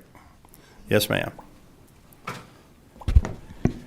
Hi, everybody. I know it's been a long day and it's tired, and I appreciate I never realized have more empathy for y'all, because it's not easy to sit here for that. But on our side, it's you learn a lot, but it's hard for us to sit on this side. My name is Jeannie Seaver, and I'm the founder of Moms Against Gambling. I'm here to be the voice, and I might get a little emotional, but I don't mean to be, maybe because I've been here for a long time. But the thing about it is that, and I haven't heard anyone mention or really talk about it, I am here to represent millions of people all over this nation. Every single one, every person in this room has had a family member, a child, a grandparent that has been affected by addiction. My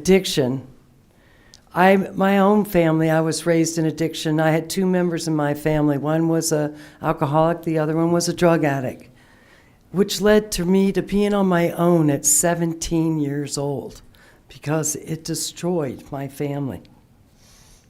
I'm not only here to stand up and talk about why I'm against it, but I'm also here to give you an alternative of how we can do this without legalizing sports betting, which would be catastrophic for this state. I'm going to start with a few stories and be the child of the voice of a child. I was at speaking about gambling at a place in Lyons, Georgia. And whereas now the sports derby, although they tried to hijack that bill and make it, they did hijack that bill to make it into sports betting, but it failed. I had a 10-year-old boy at the meeting, and when he stood up after I was done and he said, "Miss Seaver, I know exactly what you're talking about when you're talking about gambling.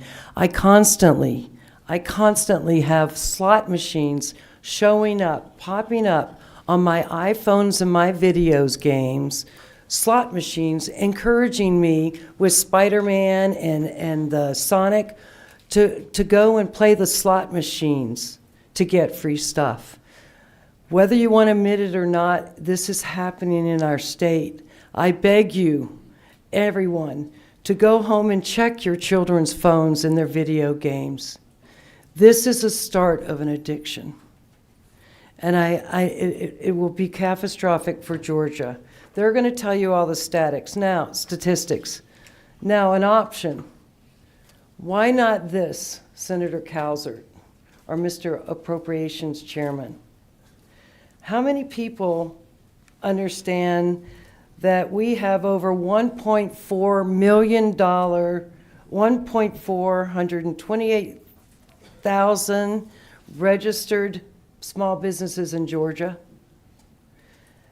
And you know that those businesses have to pay $50 a month or $50 a year to file. They have to file. It's a filing fee. They have to pay their annual fees. That means, why not take that, bring the businesses involved, call it something like the Businesses for Child's Education Fund. If you raise the fee $25 a year, that would raise $35 million a year, every year, to go towards pre-K, to go towards literacy, to go towards problem gambling. If you raise the annual fee to $50 per year, it would raise $71 million every year.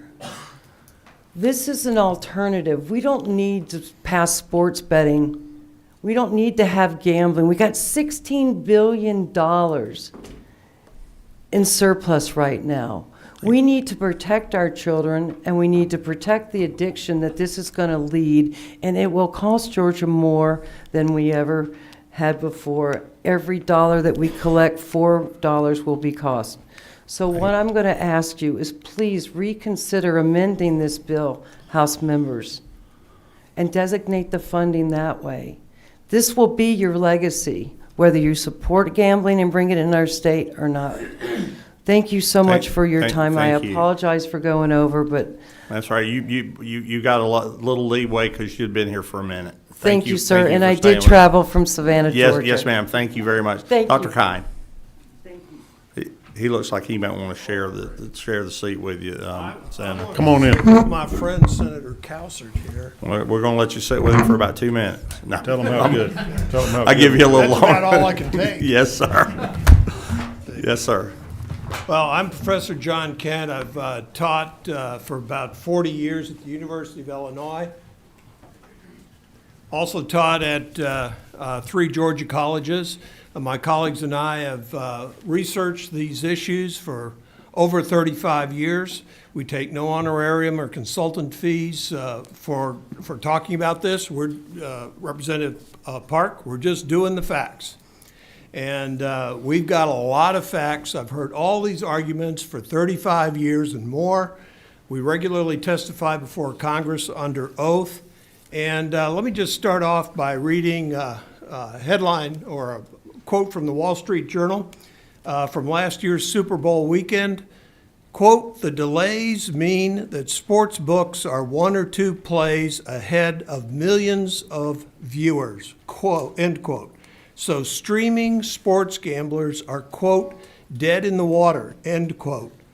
What does this mean? This means that millions of people, as the senator indicated here, who are following these games are not being treated properly. Now, you say it can be regulated, but it can't be regulated. My colleagues and I helped sponsor and worked on the 4-year-long National Gambling Impact Study Commission. It indicated that this type of gambling cannot be regulated. This was a bipartisan commission, and it came out with these four recommendations that said, keep this criminalized forever, forever, forever. Keeping it criminalized, prohibition is regulation. You can't control this. So what's going on in the state of Illinois, which is the first state to get this type of sports gambling? Well, on the front page of the Chicago Tribune, 2.5 years after they started this, they had 383,000 new addicted gamblers. 383,000 new addicted gamblers and over 700,000 new problem gamblers. This is the Illinois Department of Human Services. This is what you're about to legalize and about to bring to the state of Georgia. I retired here in part to get away from what's going on in some of these other states. This is lose-lose for the state of Georgia. It's lose-lose for the kids of Georgia who are being targeted. As I indicated in the last hearing, the national media gets this. The Congress has 7 bills. Last time I said they had 5 bills moving through Congress. I'm told now it's 7. They have the Kids Online Safety Act moving through Congress, bipartisan, both parties. I indicated last time that there were 48 U.S. senators as co-sponsors. That was, I believe, last week. Last night, as of last night, it's up to 60 U.S. senators as co-sponsors. They're trying to roll this back, and they're specifically trying to protect kids from gambling and sports gambling and being targeted by these gambling companies. Let me indicate one other thing here, and that is that we've had reports coming out of Emory, University of Georgia, Mercer, Emory, Georgia State University. It doesn't work. We have hundreds of academics who have analyzed this for decades. It doesn't work. I'll just give you one headline here.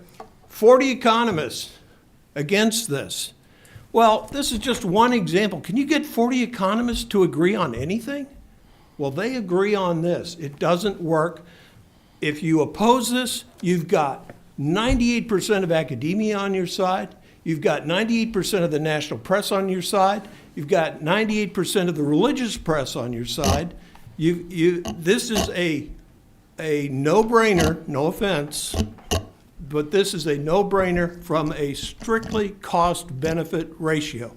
And in Illinois, these addicted gamblers, the new ones, are predicated to cost the state each year $3.5 billion to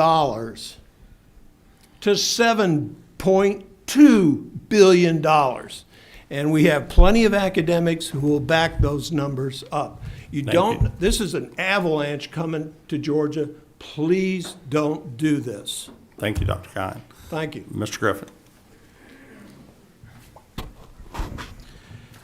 Thank you, Mr. Chairman. I am Mike Griffin, Public Affairs Representative of the Georgia Baptist Mission Board. Thank you for allowing us to have an opportunity to speak here today. This is not my first rodeo. We've been through a bunch of them. And speaking of rodeos, I can remember when I first started representing Georgia Baptist, I guess it was 11 years ago. This is my 17th year down here. We were talking about horse racing, and I said, what are we going to call that? Horses for Hope one day? And then I said, if we don't stop there, what's it going to be? Money from marijuana. And literally in a Senate committee 2 years ago, they're like, there's no way we can put this on the ballot. We don't want to take a chance of this ever being legal. This is too dangerous. And then I said, literally years ago, I said, then what's it going to be? Pennies from prostitutes one day. Because I can't think of anything I've heard here today that would not rationalize prostitution. We can make sure they got health care, make sure the women are taken care of, make sure the money goes to the children. I mean, it's just a bunch of hogwash. There's no way you can sanctify, social manure. There's no way you can do it. And that's exactly what we're happening. You heard Professor Kent say, when it comes to these social moral vices, an ounce of prevention is worth a pound of manure. It's just not. It's just going to make it worse. Ray Newman, and I'll finish up with this, in 2010, my predecessor, who I took his place when he passed away in 2013, listen to what he said. He said this in a video in 2010. He says, a lot of our politicians say they personally oppose gambling, but they believe that it's something that the people need to decide. He went on to say, you'll remember with me that day as we read in Scripture that Pontius Pilate stood before an angry crowd and said to them he could find no reason to condemn Jesus, who stood before him and called for a basin of water, and he washed his hands before the people and said, you decide. The crowd cried out, crucify him, crucify him. Well, today, this year, in our General Assembly, and this is in 2010, we're going to be hearing our politicians say they personally oppose it, but the people need to decide. And the people are going to say, crucify, crucify the next generation of children who are going to be hurt. There's no way that this legislature can wash its hands enough to not accept responsibility for the lives that are going to be destroyed if we pour gasoline on this nasty fire that we already have. I've got the data.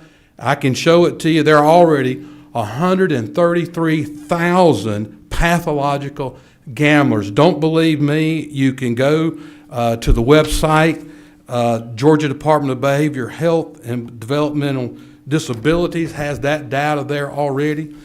In 2021, there was over 1,676 suicides. Based on the data, there were probably over 16,000 people that attempted, because apparently 10 to 15% are successful in killing themselves when they try.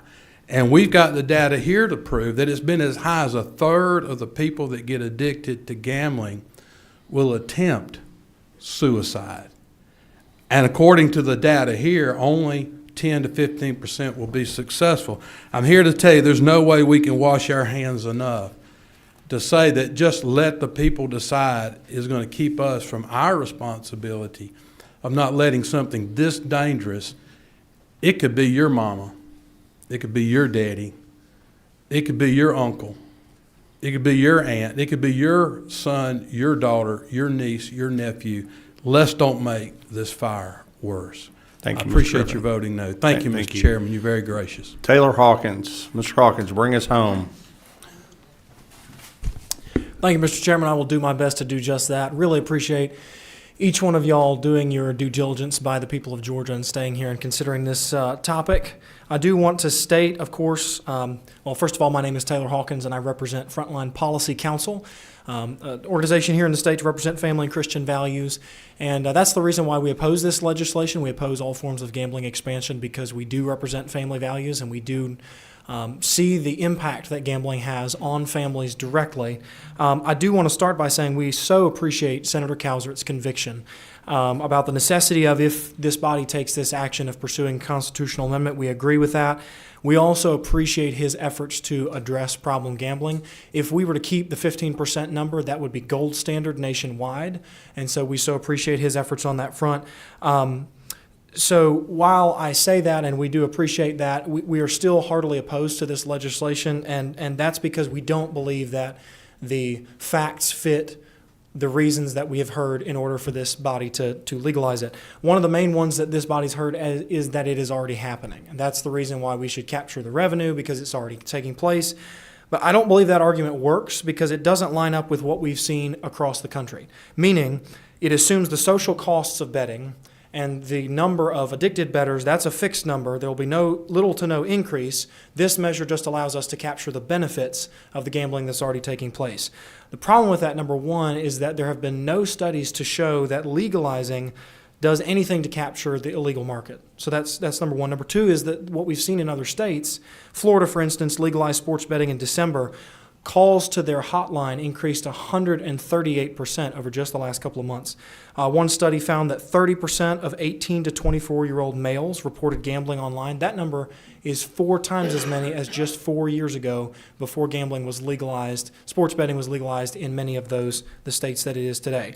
I do want to recognize briefly that we have submitted language to the chairman and to many members of this committee addressing certain issues. If this body, again, does choose to move forward with gambling legislation, we believe there's a number of ways that the legislation could be tightened up to address the problem gambling.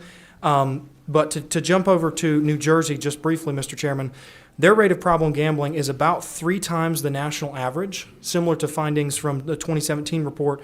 Participation in sports wagering, though, increased from about 15% to over 20%, and the proportion of online-only gamblers nearly tripled from 5% in 2017 to over 15% just recently. So that just gets to, just want to give you those stats because the already happening assertion is really just that. It's an assertion. There's no data to back that up. I've seen no convincing data on that.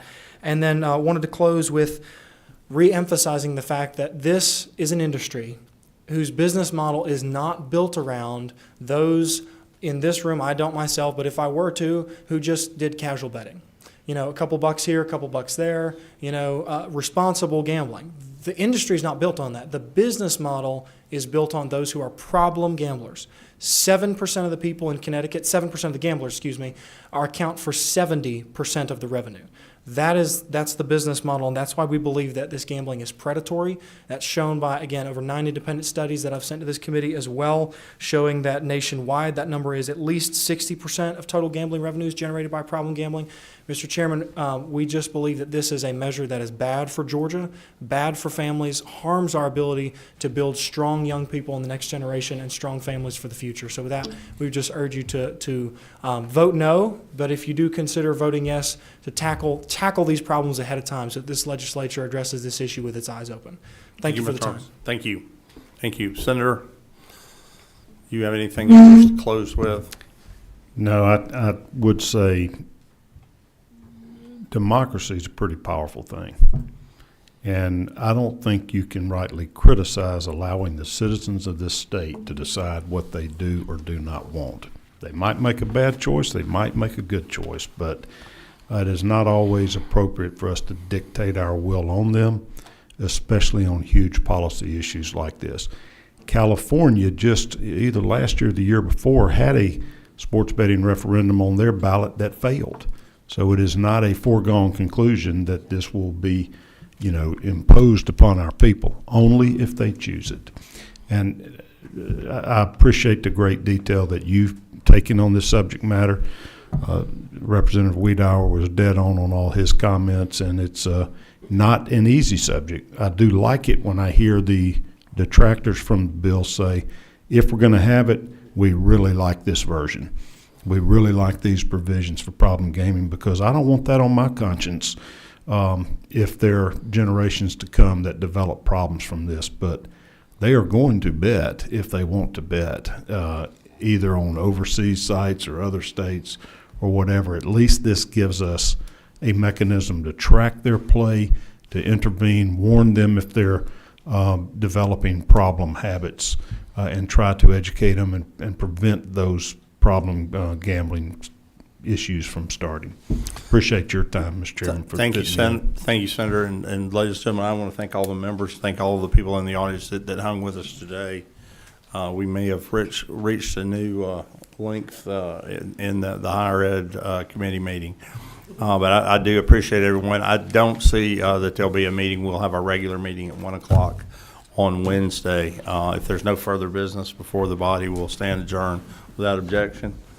I see no objection. We're adjourned.